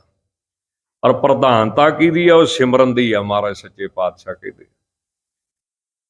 ਤਾਂ ਚੌਂ ਵਰਨਾਂ ਨੂੰ ਉਪਦੇਸ਼ ਦਾ ਗਿਆਨ ਧਿਆਨ ਕਰ ਭਗਤ ਸਹੇਟਾ। ਭਗਤੀ ਦੇ ਸਹਿਤ ਗਿਆਨ ਦਾ ਉਪਦੇਸ਼ ਦਿੱਤਾ, ਧਿਆਨ ਦਾ ਉਪਦੇਸ਼ ਦਿੱਤਾ। ਤਾਂ ਇਸ ਤੋਂ ਬਾਅਦ ਕੀ ਭਾਈ ਸਾਹਿਬ ਲਿਖਦੇ, ਉਹ ਕਹਿੰਦੇ ਇੱਕ ਸੰਗ ਆਉਂਦਾ ਇਕੱਠਾ ਹੋ ਕੇ। ਕਿਉਂ ਜਿਹੜਾ ਭਗਤੀ ਸ਼ਬਦ ਆ ਨਾ, ਭਗਤੀ, ਇਹ ਵੇਦ ਦੇ ਵਿੱਚ ਵੀ ਆਉਂਦਾ ਵਾ। ਸਭ ਤੋਂ ਪਹਿਲਾਂ ਇਹਦਾ ਜ਼ਿਕਰ ਵੇਦ ਦੇ ਵਿੱਚ ਆਉਂਦਾ ਹੈ। ਬਸ ਫਰਕ ਇਹਨਾਂ, ਉੱਥੇ ਗੱਗੇ ਕਰਕੇ ਆਉਂਦਾ ਹੈ, ਉੱਥੇ ਕੱਕੇ ਕਰਕੇ ਆਉਂਦਾ ਭਗਤੀ। ਭਗਤ ਆਪਾਂ ਕੱਕੇ ਤੋਂ ਕੀ ਬਣ ਗਿਆ? ਗੱਗਾ। ਭੱਬਾ ਮੈਨੇ ਭਾਵ ਭਾਵਨਾ, ਜਿਹਦੇ ਅੰਦਰ ਭਾਵ ਬਹੁਤ ਆ, ਪ੍ਰੇਮ ਬਹੁਤ। ਜਿਹਨੂੰ ਦਸਵੇਂ ਪਾਤਸ਼ਾਹ ਲਿਖਦੇ, ਜਿਨ ਪ੍ਰੇਮ ਕੀਓ ਤਿਨ ਹੀ ਪ੍ਰਪ ਆਇਓ। ਤੇ ਜੇ ਪ੍ਰੇਮ ਨਹੀਂ, ਫਿਰ ਭਾਵੇਂ ਤੂੰ 7 ਸਮੁੰਦਰਾਂ ਤੇ ਜਾ ਕੇ ਨਹਾਇਆ ਕਰ, ਕਹਿੰਦੇ ਤਾਂ ਵੀ ਕੁਝ ਨਹੀਂ ਹੋਣਾ। ਭਾਵੇਂ ਸਾਰੀ ਉਮਰ ਜੰਗਲ 'ਚ ਬਹਿ ਕੇ ਲੰਘਾ ਦੇ, ਤਾਂ ਵੀ ਕੁਝ ਨਹੀਂ ਹੋਣਾ। ਗੱਗਾ ਮੈਨੇ ਗਿਆਨ, ਗੁਰੂ ਦਾ ਗਿਆਨ, ਪ੍ਰਕਾਸ਼ ਜਿਹਨੂੰ ਕਿਹਾ ਜਾਂਦਾ ਹੈ। ਤੇ ਤੱਤਾ ਮੈਨੇ ਤਿਆਗ, ਜਿਹਨੇ ਵਿਸ਼ੇ ਵਿਕਾਰਾਂ ਦਾ ਤਿਆਗ ਕਰਤਾ, ਜਿਹਨੇ ਆਪਣੇ ਹਿਰਦੇ ਵਿੱਚੋਂ ਵਾਸ਼ਨਾ ਖਤਮ ਕਰ ਦਿੱਤੀ ਹੈ। ਤਾਂ ਮਹਾਰਾਜ ਦੇ ਜੀਵਨ ਦੇ ਵਿੱਚ, ਭਗਤ ਜੀ ਦੇ ਜੀਵਨ ਦੇ ਵਿੱਚ ਇਹ ਬੜਾ ਸੁੰਦਰ ਪ੍ਰਸੰਗ ਆਉਂਦਾ ਕਿ ਇੱਕ ਵਾਰੀ ਪਰਮੇਸ਼ਰ ਵਾਹਿਗੁਰੂ ਜਿਹੜਾ ਸੀ, ਉਹ ਸਾਧੂ ਦਾ ਰੂਪ ਧਾਰ ਕੇ, ਜੋਗੀ ਦਾ ਰੂਪ ਧਾਰ ਕੇ ਪਾਰਸ ਦੇ ਗਿਆ। ਹੁਣ ਪਾਰਸ ਕੀ ਕਰਦਾ? ਲੋਹੇ ਨੂੰ ਸੋਨਾ ਬਣਾ ਦਿੰਦਾ ਹੈ, 7 ਧਾਤੂਆਂ ਨੂੰ। ਤਾਂ ਉਹਨੂੰ ਕਹਿੰਦੇ ਝੌਂਪੜੀ ਦੇ ਵਿੱਚ ਉੱਤੇ ਛੱਤ ਤੇ ਟੰਗ ਦੇ। ਝੌਂਪੜੀ ਕੱਖ ਕਾਨੇ ਦੀ ਹੁੰਦੀ ਨਾ, ਵਿੱਚ ਦੇ ਜਾ ਉਹਦੇ ਉੱਤੇ। ਉਹਦਾ ਇਰਾਦਾ ਵੀ ਦੇਖਦੇ ਆ ਵੀ ਅਜੇ ਵਾਸ਼ਨਾ ਵਿੱਚ ਤਾਂ ਫਸੇ ਹੀ ਹੋਣਗੇ। ਤਾਂ ਅਖੀਰ ਜਿਹਦੇ ਕੋਲੇ ਗਰੀਬੀ ਇੰਨੀ ਆ, ਮਾਇਆ ਦੀ ਲੋੜ ਤਾਂ ਉਹਨੂੰ ਹੈ ਹੀ। ਤਾਂ ਮਹਾਰਾਜ ਭਗਤ ਜੀ ਦੀ ਮਰਿਆਦਾ ਕੀ ਸੀ? ਇੱਥੋਂ ਤੱਕ ਮਾਤਾ ਪਿਤਾ ਵੀ ਦੇਖ ਲਓ ਅੱਡ ਕਰ ਦਿੱਤਾ ਵੀ ਜੇ ਤੁਸੀਂ ਫ੍ਰੀ 'ਚ ਹੀ ਜੁੱਤੀਆਂ ਬਣਾ ਬਣਾ ਕੇ ਵੰਡਣੀਆਂ ਤੇ ਸਾਡੇ ਨਾਲ ਤੇ ਗੁਜ਼ਾਰਾ ਔਖਾ। ਇਹ ਸੁਭਾਅ ਸੀ ਉਹਨਾਂ ਦਾ ਕਿ ਜੁੱਤੀਆਂ ਬਣਾਉਣੀਆਂ ਤੇ ਸਾਧੂਆਂ ਨੂੰ ਪਵਾ ਦੇਣੀਆਂ। ਜੇ ਕੋਈ ਮਾਇਆ ਦੇ ਗਿਆ ਠੀਕ ਆ, ਨਹੀਂ ਦੇ ਗਿਆ ਤੇ ਤਾਂ ਵੀ ਠੀਕ ਆ। ਫਿਰ ਗਰੀਬੀ ਬੜੀ ਸੀ, ਇਸ ਕਰਕੇ ਘਰ ਦਾ ਗੁਜ਼ਾਰਾ ਔਖਾ ਹੋ ਗਿਆ। ਤਾਂ ਫਿਰ ਪਰਿਵਾਰ ਨੇ ਵੱਖਰਾ ਕਰ ਦਿੱਤਾ ਕਿ ਹੁਣ ਤੁਹਾਡਾ ਵਿਆਹ ਹੋ ਗਿਆ, ਆਪੇ ਸਾਰੋ ਫਿਰ ਆਪਣੀ ਕੁਟੀਆ ਬਣਾ ਕੇ ਬੈਠੇ। ਤਾਂ ਦਾਸ ਬੇਨਤੀ ਕਰੇ 2 ਸਾਲ ਉਹ ਉੱਥੇ ਹੀ ਕੁਟੀਆ ਦੇ ਵਿੱਚ ਛੰਨ, ਜਿਹਨੂੰ ਕਹਿ ਦਿੰਦੇ ਆਪਾਂ ਛਪਰੀ ਕਹਿ ਦਿੰਦੇ ਆ, ਉਹਦੇ ਵਿੱਚ ਹੀ ਉਹ ਪਿਆ ਰਿਹਾ। ਐਸੀ ਬਿਰਤੀ ਨਾਮ ਦੇ ਵਿੱਚ ਲੀਨ ਸੀ ਉਹਨਾਂ ਦੀ। ਇਹ 2 ਸਾਲਾਂ 'ਚ ਇੱਕ ਵਾਰੀ ਚੇਤਾ ਨਹੀਂ ਆਇਆ ਵੀ ਮੈਂ ਸੋਨਾ ਬਣਾ ਕੇ ਜਿੰਨਾ ਮਰਜ਼ੀ ਕਾਰੋਬਾਰ ਖੜਾ ਕਰਦਾ। ਐਸੇ ਨਾਮ ਦੇ ਵਿੱਚ ਮਗਨ ਹੋ ਚੁੱਕੇ ਸੀ ਵੀ ਜਿੰਨਾ ਸਾਸ ਗਿਰਾਸ ਨਾ ਵਿਸਰੈ ਹਰ ਨਾਮਾ ਮਨ ਮੰਤ, ਧਨ ਸੇ ਸੇਈ ਨਾਨਕਾ ਪੂਰਨ ਸੋਈ ਸੰਤ। ਤਾਂ ਜਿਨ੍ਹਾਂ ਨੇ ਆਪਣੇ ਅੰਦਰੋਂ ਵਿਸ਼ੇ ਵਾਸ਼ਨਾ ਤਿਆਗ ਦਿੱਤੀ, ਉਹਨੂੰ ਕੀ ਕਿਹਾ ਜਾਂਦਾ ਹੈ? ਭਗਤ ਕਿਹਾ ਜਾਂਦਾ ਹੈ। ਭਾਵਨਾ, ਗਿਆਨ, ਤਿਆਗ। ਤਾਂ ਭਾਈ ਗੁਰਦਾਸ ਸਾਹਿਬ ਜੀ ਲਿਖਦੇ, ਨਹਾਵਣ ਇੱਕ ਸੰਗ ਚੱਲਿਆ ਹੈ ਨਹਾਉਣ ਵਾਸਤੇ, ਤਾਂ ਕੱਢ ਕਸੀਰਾ ਸੌਂਪਿਆ ਰਵਿਦਾਸੈ ਗੰਗੇ ਦੀ ਭੇਟਾ। ਕੋਈ ਬ੍ਰਾਹਮਣ ਆਇਆ ਹੈ, ਨਾਲ ਉਹਦੇ ਹੋਰ ਸਾਥੀ ਨੇ, ਅੱਡ ਅੱਡ ਲਿਖਿਆ ਨੇ, ਹਰੇਕ ਨੇ ਇਸ ਸਾਖੀ ਨੂੰ ਨਾ ਆਪਣੇ ਅੱਡ ਹੀ ਲਿਖਿਆ ਹੈ। ਭਾਈ ਗੁਰਦਾਸ ਸਾਹਿਬ ਜੀ ਨੇ ਇਸੇ ਕਰਕੇ ਫਿਰ ਇਹਨੂੰ ਸੰਖੇਪ ਦੇ ਵਿੱਚ ਹੀ ਇਹਦਾ ਜ਼ਿਕਰ ਕੀਤਾ ਹੈ। ਤਾਂ ਮਹਾਰਾਜ ਨੇ ਕੀ ਕੀਤਾ? ਉਹਨਾਂ ਨੇ ਉਸ ਬ੍ਰਾਹਮਣ ਨੂੰ ਕਹਿੰਦਾ ਮੈਂ ਗੰਗਾ ਇਸ਼ਨਾਨ ਚੱਲਿਆ, ਪਹਿਲਾਂ ਤੇ ਉਹਨੂੰ ਜੁੱਤੀ ਮੁਫਤ 'ਚ ਪਵਾਈ, ਉਹਦੇ ਨਾਲ ਹੋਰ ਵੀ ਸਾਥੀ ਹੈ। ਫਿਰ ਉਹਨੂੰ ਕਹਿੰਦੇ ਜੇ ਚੱਲਿਆ ਹੈ ਤੇ ਆ ਕਸੀਰਾ ਮੇਰਾ ਲੈ ਜਾ। ਕਸੀਰਾ ਕਹਿ ਦਿੰਦੇ ਧੇਲੇ ਨੂੰ, ਵੀ ਧੇਲਾ ਜਿਹੜਾ ਹੈ ਇਹ ਲੈ ਜਾ, ਤੇ ਉੱਥੇ ਭੇਟਾ ਕਰਦੀ। ਤਾਂ ਭਾਈ ਸਾਹਿਬ ਲਿਖਦੇ ਵੀ ਲੱਗਾ ਪੁਰਬ ਅਭੀਚ ਦਾ, ਡਿੱਠਾ ਚਲਤ ਅਚਰਜ ਅਮੇਟਾ। ਜਦੋਂ ਇਹਨਾਂ ਸਾਰਿਆਂ ਨੇ ਇਸ਼ਨਾਨ ਕਰ ਲਿਆ ਤਾਂ ਜਿਹੜੀ ਪ੍ਰਸਿੱਧ ਸਾਖੀ ਆ ਭਗਤ ਰਵਿਦਾਸ ਜੀ ਦੀ, ਜਿੱਥੋਂ ਉਹ ਪ੍ਰਗਟ ਹੋਏ, ਫਿਰ ਹੌਲੀ ਹੌਲੀ ਉਹਨਾਂ ਦੀ ਪ੍ਰਸਿੱਧੀ ਫੈਲੀ। ਤਾਂ ਅਣਮਨਜੇ ਦੇ ਨਾਲ ਜਦੋਂ ਨਹਾ ਧੋ ਕੇ ਮੁੜਨ ਲੱਗੇ ਇਸ਼ਨਾਨ ਕਰਕੇ, ਫੇਰ ਚੇਤਾ ਆਇਆ ਵੀ ਕਸੀਰਾ ਦਿੱਤਾ ਸੀ, ਤੇ ਚਲਾਵਾਂ ਹੀ ਮਾਰਿਆ ਇਹਨੇ ਬ੍ਰਾਹਮਣ ਦੇ ਵਿੱਚ, ਜਿੱਦਾਂ ਇਹ ਸੁੱਟ ਨਹੀਂ ਦਈਦਾ ਇਦਾਂ ਹੀ ਸੁੱਟਿਆ ਉਹਨੇ। ਪਰ ਕਹਿੰਦੇ ਉੱਥੇ ਜਦੋਂ ਆ ਭੀਚ ਨਛੱਤਰ ਦੀ ਪੂਰਬੀ ਲੱਗੀ ਸੀ ਨਾ, ਇੱਕ ਅਚਰਜ ਕੌਤਕ ਵੇਖਿਆ ਵੀ ਪਾਣੀ ਦੇ ਵਿੱਚੋਂ ਇੱਕ ਹੱਥ ਨਿਕਲਦਾ ਹੈ। ਆਪਦੀ ਵੱਲੋਂ ਤੇ ਮਾਰਿਆ ਵਗਾ ਕੇ ਇਹਨੇ, ਵੀ ਲੈ ਚੇਤਾ ਹੀ ਭੁੱਲ ਗਿਆ ਸੀ ਇਹਦਾ। ਤੇ ਉਸ ਹੱਥ ਨੇ ਉਸ ਧੇਲੇ ਨੂੰ, ਕਸੀਰੇ ਨੂੰ ਗ੍ਰਹਿਣ ਕੀਤਾ। ਹੁਣ ਇੱਥੋਂ ਤੱਕ ਭਾਈ ਸਾਹਿਬ ਜੀ ਨੇ ਜ਼ਿਕਰ ਕੀਤਾ, ਕਿਉਂ ਅੱਗੇ ਬਹੁ ਮਤ ਹੈ, ਹੋਰ ਹਰੇਕ ਨੇ ਆਪੋ ਆਪਣੇ ਹਿਸਾਬ ਨਾਲ ਲਿਖਿਆ। ਲੱਗਾ ਪੁਰਬ ਅਭੀਚ ਦਾ, ਡਿੱਠਾ ਚਲਤ ਅਮਿਤ ਅਮੇਟਾ। ਲਿਆ ਕਸੀਰਾ ਕੱਢ ਹੱਥ ਕੱਢ ਕੇ ਜਦੋਂ ਲਿਆ, ਇੱਕ ਸੂਤ ਜਿਉਂ ਤਾਣਾ ਪੇਟਾ, ਭਗਤਾਂ ਕਾ ਹਰ ਮਾਂ ਪਿਓ ਬੇਟਾ। ਇਸ ਤਰ੍ਹਾਂ ਦਾ ਜ਼ਿਕਰ ਭਾਈ ਗੁਰਦਾਸ ਸਾਹਿਬ ਜੀ ਨੇ ਕੀਤਾ ਵਿਚਾਰ, ਆਪਣੀ ਗੁਰਮਤਿ ਵਿਚਾਰ। ਉਹ ਕਹਿੰਦੇ ਪਰਮੇਸ਼ਰ ਜਿਹੜਾ ਉਹ ਭਗਤਾਂ ਦਾ ਮਾਂ ਪਿਓ ਹੈ।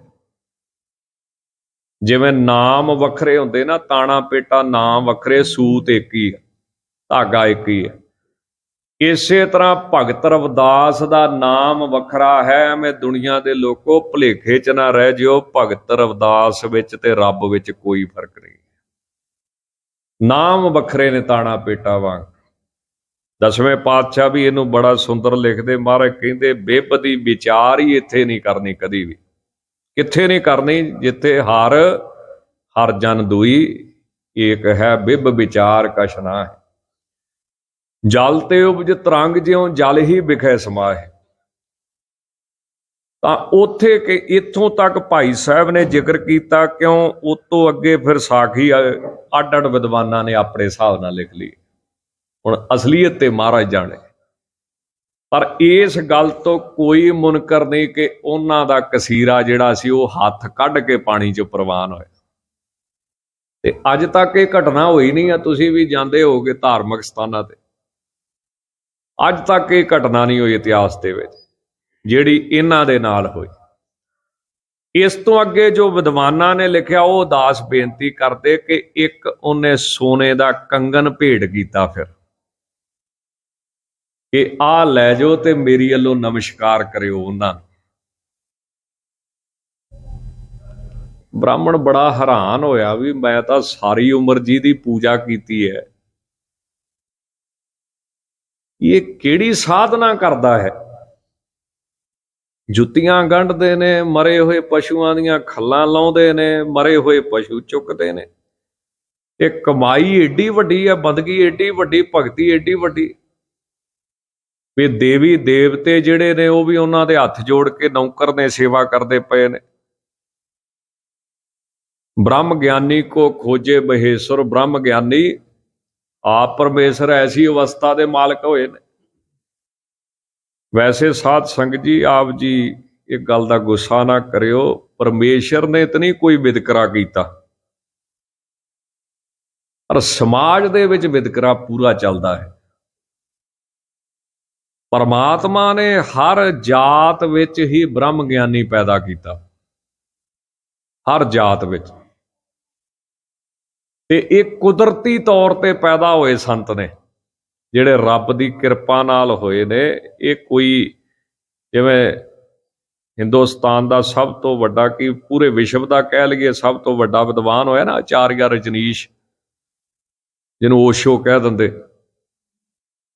ਉਹਨੇ ਇੱਕ ਗੱਲ ਲਿਖੀ ਇਹਨਾਂ ਦੀ ਕਥਾ ਕਰਦਿਆਂ, ਉਹ ਕਹਿੰਦਾ ਇਹ ਉਹ ਜਿਵੇਂ ਜੰਗਲ ਦੇ ਵਿੱਚ ਆਪਣੇ ਆਪ ਨਹੀਂ ਫੁੱਲ ਕੁਦਰਤੀ ਪੈਦਾ ਹੁੰਦੇ, ਇਹ ਉਹ ਨੇ। ਕਹਿੰਦਾ ਇਹ ਕਿਸੇ ਨਰਸਰੀ ਦੀ ਪੈਦਾਇਸ਼ ਨਹੀਂ ਆ, ਇਹ ਰੱਬ ਦੀ ਪੈਦਾਇਸ਼ ਨੇ। ਨਰਸਰੀ ਦੀ ਮਤਲਬ ਵੀ ਕਿਸੇ, ਜਿਵੇਂ ਕੋਈ ਪਹਿਲਾਂ ਬ੍ਰਾਹਮਣ ਸੀ, ਉਹਦੇ ਬਾਅਦ ਉਹਦਾ ਮੁੰਡਾ ਬ੍ਰਾਹਮਣ ਸੀ, ਉਹਦੇ ਬਾਅਦ ਉਹਦਾ ਪੋਤਰਾ ਬ੍ਰਾਹਮਣ ਸੀ, ਏਦਾਂ ਨਹੀਂ ਆ ਕੁਝ। ਇਹ ਤਾਂ ਅਚਨਚੇਤ ਰੱਬ ਦੀ ਕਿਰਪਾ, ਜਿਵੇਂ ਕੁਦਰਤੀ ਕੋਈ ਜੰਗਲ 'ਚ ਫੁੱਲ ਖਿੜਦੇ ਨੇ ਆਪਣੇ ਆਪ ਤੇ ਸੁਗੰਧੀ ਦਿੰਦੇ ਨੇ। ਕਿਉਂ? ਕਿਉਂਕਿ ਦਾਦਾ ਵੀ ਕੋਈ ਸੰਤ ਨਹੀਂ ਆ, ਕੋਈ ਭਗਤ ਨਹੀਂ ਆ, ਅਖੀਰ ਜੁੱਤੀਆਂ ਗੰਢਣ ਦਾ ਹੀ ਕੰਮ ਕਰਦੇ ਨੇ। ਤੇ ਪਿਤਾ ਵੀ ਕੋਈ ਬ੍ਰਾਹਮਣ ਤੇ ਹੈ ਨਹੀਂ ਆ ਵੀ ਜਾਂ ਕੋਈ ਕਥਾ ਕਹਾਣੀਆਂ ਕਰਦੇ ਸੀ ਜਾਂ ਕੋਈ ਸ਼ਾਸਤਰ ਪੜ੍ਹਦੇ ਪੜ੍ਹਾਉਂਦੇ ਸੀ। ਤਾਂ ਇਹ ਤਾਂ ਕਹਿੰਦੇ ਕੁਦਰਤੀ ਤੌਰ ਤੇ ਜਿਹੜੀ ਪ੍ਰਮਾਤਮਾ ਦੀ ਖੇਡ ਆ, ਇਹ ਉਹ ਖਿੜੇ ਹੋਏ ਫੁੱਲ ਨੇ ਜਿਹੜੇ ਕਿਸੇ ਨਰਸਰੀ ਦੇ ਨਹੀਂ। ਇਹ ਸਾਡੇ ਬਣਾਏ ਸੰਤ ਨਹੀਂ, ਇਹ ਰੱਬ ਦੇ ਬਣਾਏ ਸੰਤ ਨੇ। ਜਿਵੇਂ ਆਪਾਂ ਅੰਬ ਪਕਾਉਨੇ ਨਾ, ਇੱਕ ਕੁਦਰਤੀ ਦੇਸੀ ਅੰਬ ਹੁੰਦੇ ਆਪਣੇ ਆਪ ਹੀ ਪੱਕੇ। ਅੱਛਾ, ਉਹਨਾਂ ਦਾ ਫਰਕ ਦੇਖੋ। ਤੇ ਜਿਹੜੇ ਆਪਾਂ ਪਕਾਉਨੇ ਦਵਾਈਆਂ ਲਾ ਕੇ, ਜਿਹੜੇ ਅਸੀਂ ਦਵਾਈਆਂ ਲਾ ਕੇ ਪਕਾਏ, ਉਹ ਜਿੰਨੇ ਖਾਓਗੇ ਓਨੀ ਸ਼ੂਗਰ ਹੋਈ ਜਾਣੀ। ਤੇ ਜਿਹੜੇ ਕੁਦਰਤੀ ਦਰਖਤ ਤੋਂ ਲੱਗੇ ਨੇ ਨਾ, ਆਪਣੇ ਆਪ ਡਿੱਗਦੇ ਨੇ, ਕੋਈ ਦਵਾਈ ਨਹੀਂ ਲੱਗੀ, ਉਹ ਜਿੰਨੇ ਮਰਜ਼ੀ ਚੂਪੀ ਜਾਓ, ਭੋਰਾ ਸ਼ੂਗਰ ਨਹੀਂ ਕਿਸੇ ਦੀ ਵੱਧਦੀ। ਇਹੀ ਹਾਲ ਆ ਅਸਲੀ ਸੰਤਾਂ ਦਾ ਤੇ ਇਹੀ ਹਾਲ ਆ ਨਕਲੀ ਸੰਤਾਂ ਦਾ। ਜਿਹੜੇ ਤੇ ਆਪੇ ਮਸਾਲੇ ਲਾ ਕੇ ਬਣਦੇ ਨੇ ਨਾ, ਇਹ ਬਹੁਤ ਸ਼ੂਗਰ ਕਰਦੇ ਨੇ ਸਿੱਖ ਧਰਮ ਨਾਲ, ਐ ਸਰੀਰ ਖਾਈ ਜਾਂਦੇ ਹਨ। ਤੇ ਜਿਹੜੇ ਆਪ ਪਰਮੇਸ਼ਰ ਦੇ ਘੱਲੇ ਆਏ ਨੇ, ਅਵਤਾਰੀ ਪੁਰਖ ਨੇ, ਕਾਰਕ ਪੁਰਖ ਨੇ, ਮਹਾਰਾਜ ਤੋਂ ਆਪ ਵਰਸ ਹੋਏ। ਪਹਿਲਾਂ ਬਾਬੇ ਪਾਇਆ ਬਖਸ਼ਦਾਰ, ਪਿੱਛੋਂ ਦੇ ਫਿਰ ਘਾਲ ਕਮਾਈ। ਭਾਰੀ ਕਰੀ ਤਪੱਸਿਆ, ਵੱਡੇ ਭਾਗ ਹਰਸਿਉ ਬਣਿਆ। ਇਹੋ ਜਿਹੇ ਮਹਾਂਪੁਰਸ਼ ਜਿਨ੍ਹਾਂ ਪਹਿਲਾਂ ਬਖਸ਼ਿਸ਼ ਲਈ ਹੋਈ। ਤਾਂ ਐਸੇ ਮਹਾਂਪੁਰਸ਼ ਜਿਹੜੇ ਨੇ, ਉਹ ਤਾਂ ਫਿਰ ਵੱਡੇ ਵੱਡੇ ਰੋਗ ਜਿਹੜੇ ਨੇ ਸੰਸਾਰ ਦੇ ਠੀਕ ਕਰ ਦਿੰਦੇ, ਸੰਸਾਰ ਨੂੰ ਨਾਮ ਦੇ ਨਾਲ ਜੋੜਦੇ ਹਨ। ਤਾਂ ਕਹਿੰਦੇ ਉਹਨੇ ਇੱਕ ਸੋਨੇ ਦਾ ਕੰਗਣ ਭੇਟ ਕੀਤਾ ਇਹਨਾਂ ਨੂੰ, ਬ੍ਰਾਹਮਣ ਜੀ। ਹੁਣ ਅੱਗੇ ਦੋ ਮਤ ਨੇ। ਇੱਕ ਤਾਂ ਲਿਖਿਆ ਵੀ ਸਿੱਧਾ ਹੀ ਉਹਨੇ ਲਿਆ ਕੇ ਦੇਤਾ, ਤੇ ਧੰਨਵਾਦ ਕੀਤਾ ਵੀ ਮੈਂ ਸਾਰੀ ਉਮਰ ਜੀ ਦੀ ਪੂਜਾ ਕਰ ਛੱਡੀ, ਜੋਤਾਂ ਜਗਾ ਛੱਡੀਆਂ, ਮੈਨੂੰ ਤੇ ਕਦੀ ਦਰਸ਼ਨ ਨਹੀਂ ਹੋਏ। ਤੇ ਬਾਬਾ ਤੇਰੇ 'ਚ ਕੀ ਤਾਕਤ ਆ? ਨਾ ਤੂੰ ਕੋਈ ਦੀਵਾ ਜਗਾਵੇਂ, ਨਾ ਕੋਈ ਪੂਜਾ ਕਰੇ, ਨਾ ਕੋਈ ਪਾਠ ਕਰੇ, ਨਾ ਮੰਦਰ ਦੀਆਂ ਘੰਟੀਆਂ ਖੜਕਾਵੇ, ਨਾ ਵਰਤ ਰੱਖੇ, ਨਾ ਤਿਲਕ ਲਾਵੇ।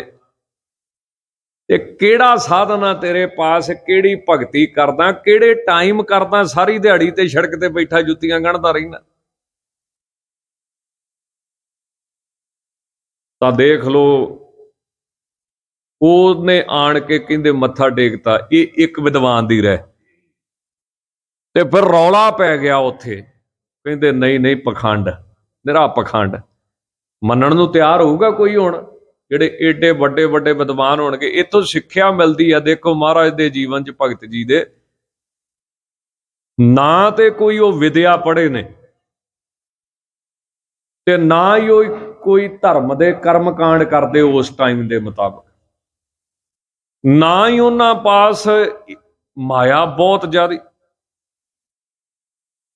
ਤੇ ਨਾ ਹੀ ਉਹਨਾਂ ਦਾ ਸੰਬੰਧ ਕਿਸੇ ਉੱਚੀ ਜਾਤ ਦੇ ਨਾਲ ਹੈ। ਫਿਰ ਕਿਹੜੀ ਕਮਾਈ ਉਹਨਾਂ ਪਾਸ? ਸਵਾਲ ਪੈਦਾ ਹੋ ਗਿਆ ਨਾ, ਕਿਹੜੀ ਕਮਾਈ ਆ ਜਿਹਦੇ ਨਾਲ ਰੱਬ ਨੂੰ ਵਸ 'ਚ ਕੀਤਾ? ਇਹ ਭਾਈ ਗੁਰਦਾਸ ਸਾਹਿਬ ਕਹਿੰਦੇ, ਗੋਬਿੰਦ ਭਾਉ ਭਗਤ ਕਾ ਭੁੱਖਾ, ਪਰਮੇਸ਼ਰ ਸਿਰਫ ਭੁੱਖਾ ਹੈ ਤੇ ਤੇਰੇ ਪ੍ਰੇਮ ਦਾ ਭੁੱਖਾ, ਹੋਰ ਉਹ ਕਿਸੇ ਚੀਜ਼ ਦੀ ਪਰਵਾਹ ਨਹੀਂ ਮੰਨਦਾ, ਉਹ ਨਹੀਂ ਪਰਵਾਹ ਕਰਦਾ। ਤੇ ਦੂਸਰੇ ਸੱਜਣ ਨੇ ਲਿਖਿਆ, ਕਹਿੰਦੇ ਇਹਦਾ ਮਨ ਇੰਨਾ ਕੁਝ ਦੇਖਣ ਦੇ ਬਾਵਜੂਦ ਵੀ ਇਹਦੀ ਸ਼ਰਧਾ ਨਹੀਂ ਬਣੀ ਕਿ ਨਹੀਂ ਨਹੀਂ ਐਵੇਂ ਭੁਲੇਖਾ ਪਿਆ ਹੈ। ਤੇ ਸੋਚਦਾ ਜਾਂਦਾ, ਜੇ ਮੈਂ ਰਵਿਦਾਸ ਜੀ ਨੂੰ ਜਾ ਕੇ ਸੋਨੇ ਦਾ ਕੰਗਣ ਦਿੱਤਾ ਤੇ ਕੀ ਫਾਇਦਾ ਹੋਊਗਾ? ਇਹੀ ਮੈਂ ਰਾਜੇ ਨੂੰ ਦਵਾਂ ਕਿ ਮੈਨੂੰ ਗੰਗਾ ਚੋਂ ਮਿਲਿਆ ਵਾ, ਤੇ ਨਾਲੇ ਮੈਨੂੰ ਪੈਸੇ ਖੁੱਲੇ ਦਊਗਾ, ਨਾਲੇ ਮੈਨੂੰ ਸੰਤ ਮੰਨੂਗਾ, ਮੇਰਾ ਸਤਿਕਾਰ ਕਰੂਗਾ ਵੀ ਦੇਖੋ ਵੀ ਇਹਨੂੰ ਤੇ ਗੰਗਾ ਦਰਸ਼ਨ ਦਿੰਦੀ ਆ। ਸਵਾਮੀ ਜੀ ਮਹਾਂਪੁਰਸ਼ ਨਾ, ਸਵਾਮੀ ਜੀ ਜਿਹੜੇ ਸੰਸਕ੍ਰਿਤ ਸਾਨੂੰ ਪੜ੍ਹਾਉਂਦੇ ਰਹੇ, ਬਾਬਾ ਜੀ ਨੇ ਉਹਨਾਂ ਦੀ ਸੇਵਾ 'ਚ ਲਾਇਆ ਸੀ ਸਾਰਿਆਂ ਨੂੰ ਸੰਸਕ੍ਰਿਤ ਪੜ੍ਹਨ ਵਾਸਤੇ, ਹੁਣ ਵੀ ਆਉਂਦੇ ਹੁੰਦੇ। ਉਹ ਆਪ ਬ੍ਰਾਹਮਣ ਨੇ, ਪਰ ਇੱਕ ਗੱਲ ਉਹ ਬੜੀ ਕਮਾਲ ਦੀ ਦੱਸਦੇ, ਕਹਿੰਦੇ ਅਸੀਂ ਜਿਹੜੇ ਬ੍ਰਾਹਮਣ ਹੁੰਦੇ ਨਾ, ਜਨਮ ਜਾਤ ਲੋਭੀ ਹੁੰਦੇ। ਅਸੀਂ ਲਹੂ ਸਾਡੇ 'ਚ ਬ੍ਰਾਹਮਣ ਦੇ ਵਿੱਚ ਲੋਭ ਹੁੰਦਾ ਹੀ ਹੁੰਦਾ ਵਾ। ਇੱਕ ਲੋਭ ਤੇ ਦੂਜਾ ਮਿੱਠਾ ਖਾਣਾ। ਆ ਤੁਸੀਂ ਜਿੰਨੇ ਸਿੱਖ ਨੇ ਨਾ, ਤੁਸੀਂ ਉਹਨਾਂ ਮਿੱਠਾ ਨਹੀਂ ਖਾ ਸਕਦੇ। ਸਵਾਮੀ ਜੀ ਦੱਸਦੇ ਹੁੰਦੇ, ਉਹ ਪੁੱਛਿਆ, ਸਵਾਮੀ ਜੀ ਫਿਰ ਇੰਨਾ ਤੁਸੀਂ ਖਾ ਕਿੱਦਾਂ ਜਾਂਦੇ ਆ? ਆਪ ਤਾਂ ਨਹੀਂ ਚਲੋ ਖਾਂਦੇ, ਆਪ ਤੇ ਬਹੁਤ ਤਪਸਵੀ ਦੇ। ਉਹ ਕਹਿੰਦੇ, ਲੈ ਕਿਹੜੀ ਗੱਲ ਕਰਦੇ? ਸਤਯੁਗ ਤੋਂ ਲੈ ਕੇ ਹੁਣ ਤੱਕ ਜਿੰਨੇ ਸਰਾਧ ਬਾਹਮਣ ਹੀ ਖਾਂਦੇ ਆਉਂਦੇ, ਤੇ ਉਹ ਲਹੂ ਦੇ ਵਿੱਚ ਐ ਰਚਿਆ ਨਾ ਇਹਨਾਂ ਨੂੰ ਸ਼ੂਕਰ ਹੋਵੇ।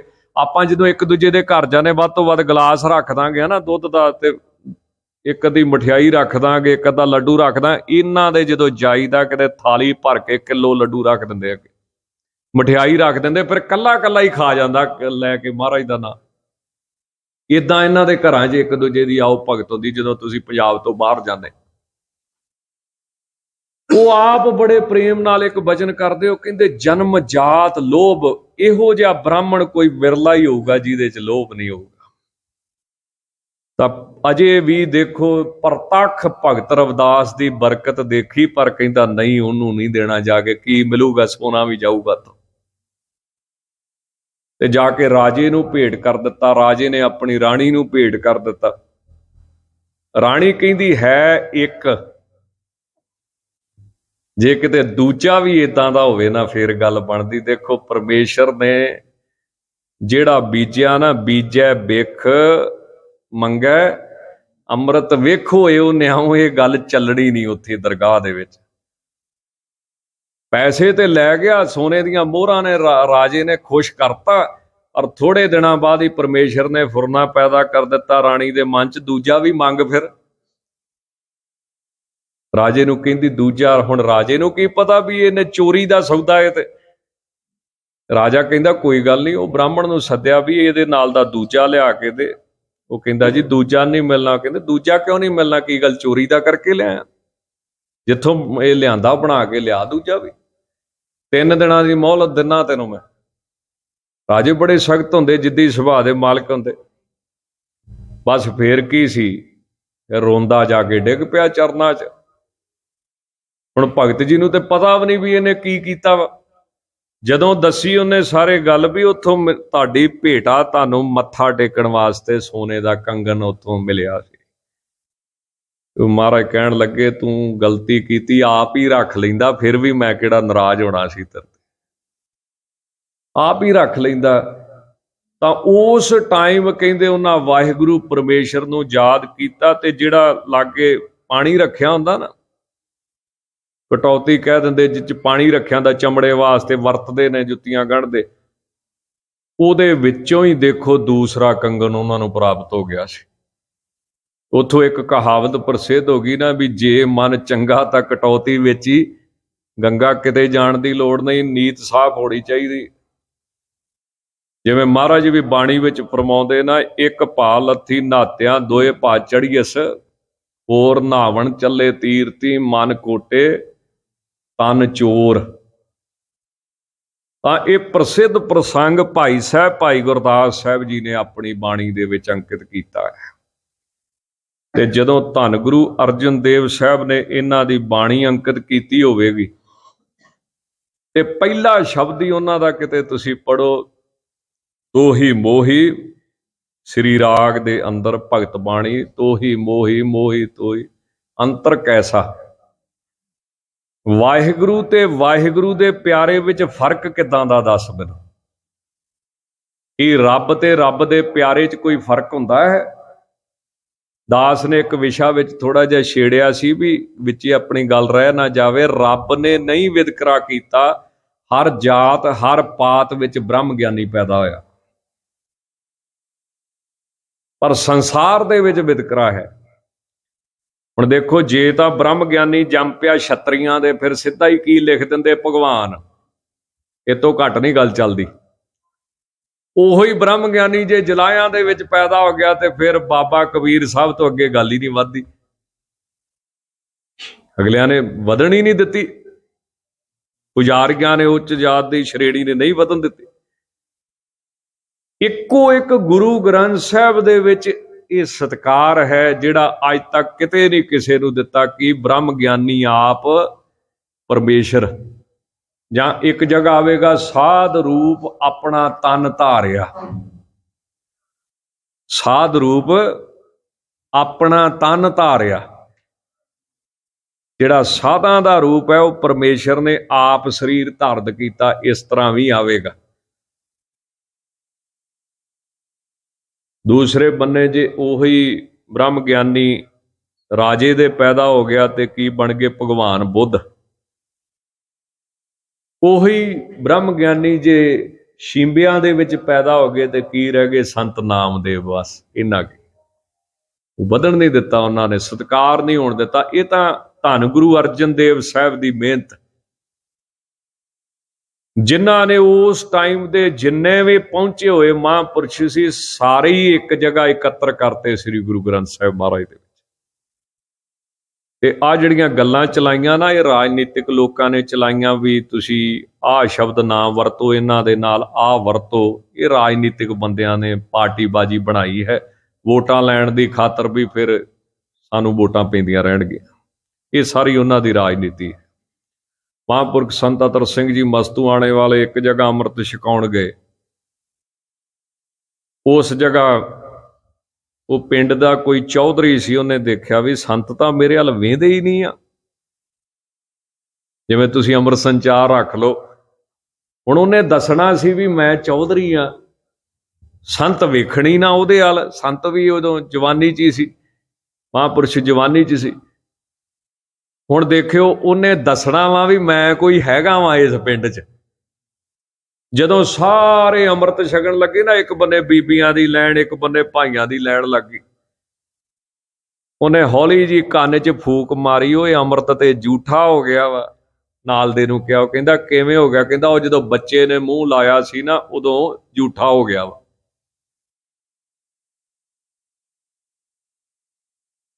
ਰੌਲਾ ਪੈ ਗਿਆ, ਸੰਤਾਂ ਪਾਸ ਗੱਲ ਪਹੁੰਚ ਗਈ ਵੀ ਸੰਗਤ ਅੰਮ੍ਰਿਤ ਨਹੀਂ ਛਕਦੀ, ਇੱਕ ਬਾਟੇ 'ਚੋਂ ਹੀ ਤੇ ਛਕਣਾ ਪੈਂਦਾ। ਤੇ ਜੇ ਅੰਮ੍ਰਿਤ ਹੀ ਝੂਠਾ ਹੋ ਗਿਆ, ਤੇ ਤੁਹਾਨੂੰ ਕੌਣ ਪਵਿੱਤਰ ਕਰੂਗਾ? ਫਿਰ ਰੱਬ ਦਾ ਨਾਮ ਹੀ ਝੂਠਾ ਹੁੰਦਾ ਕਦੀ?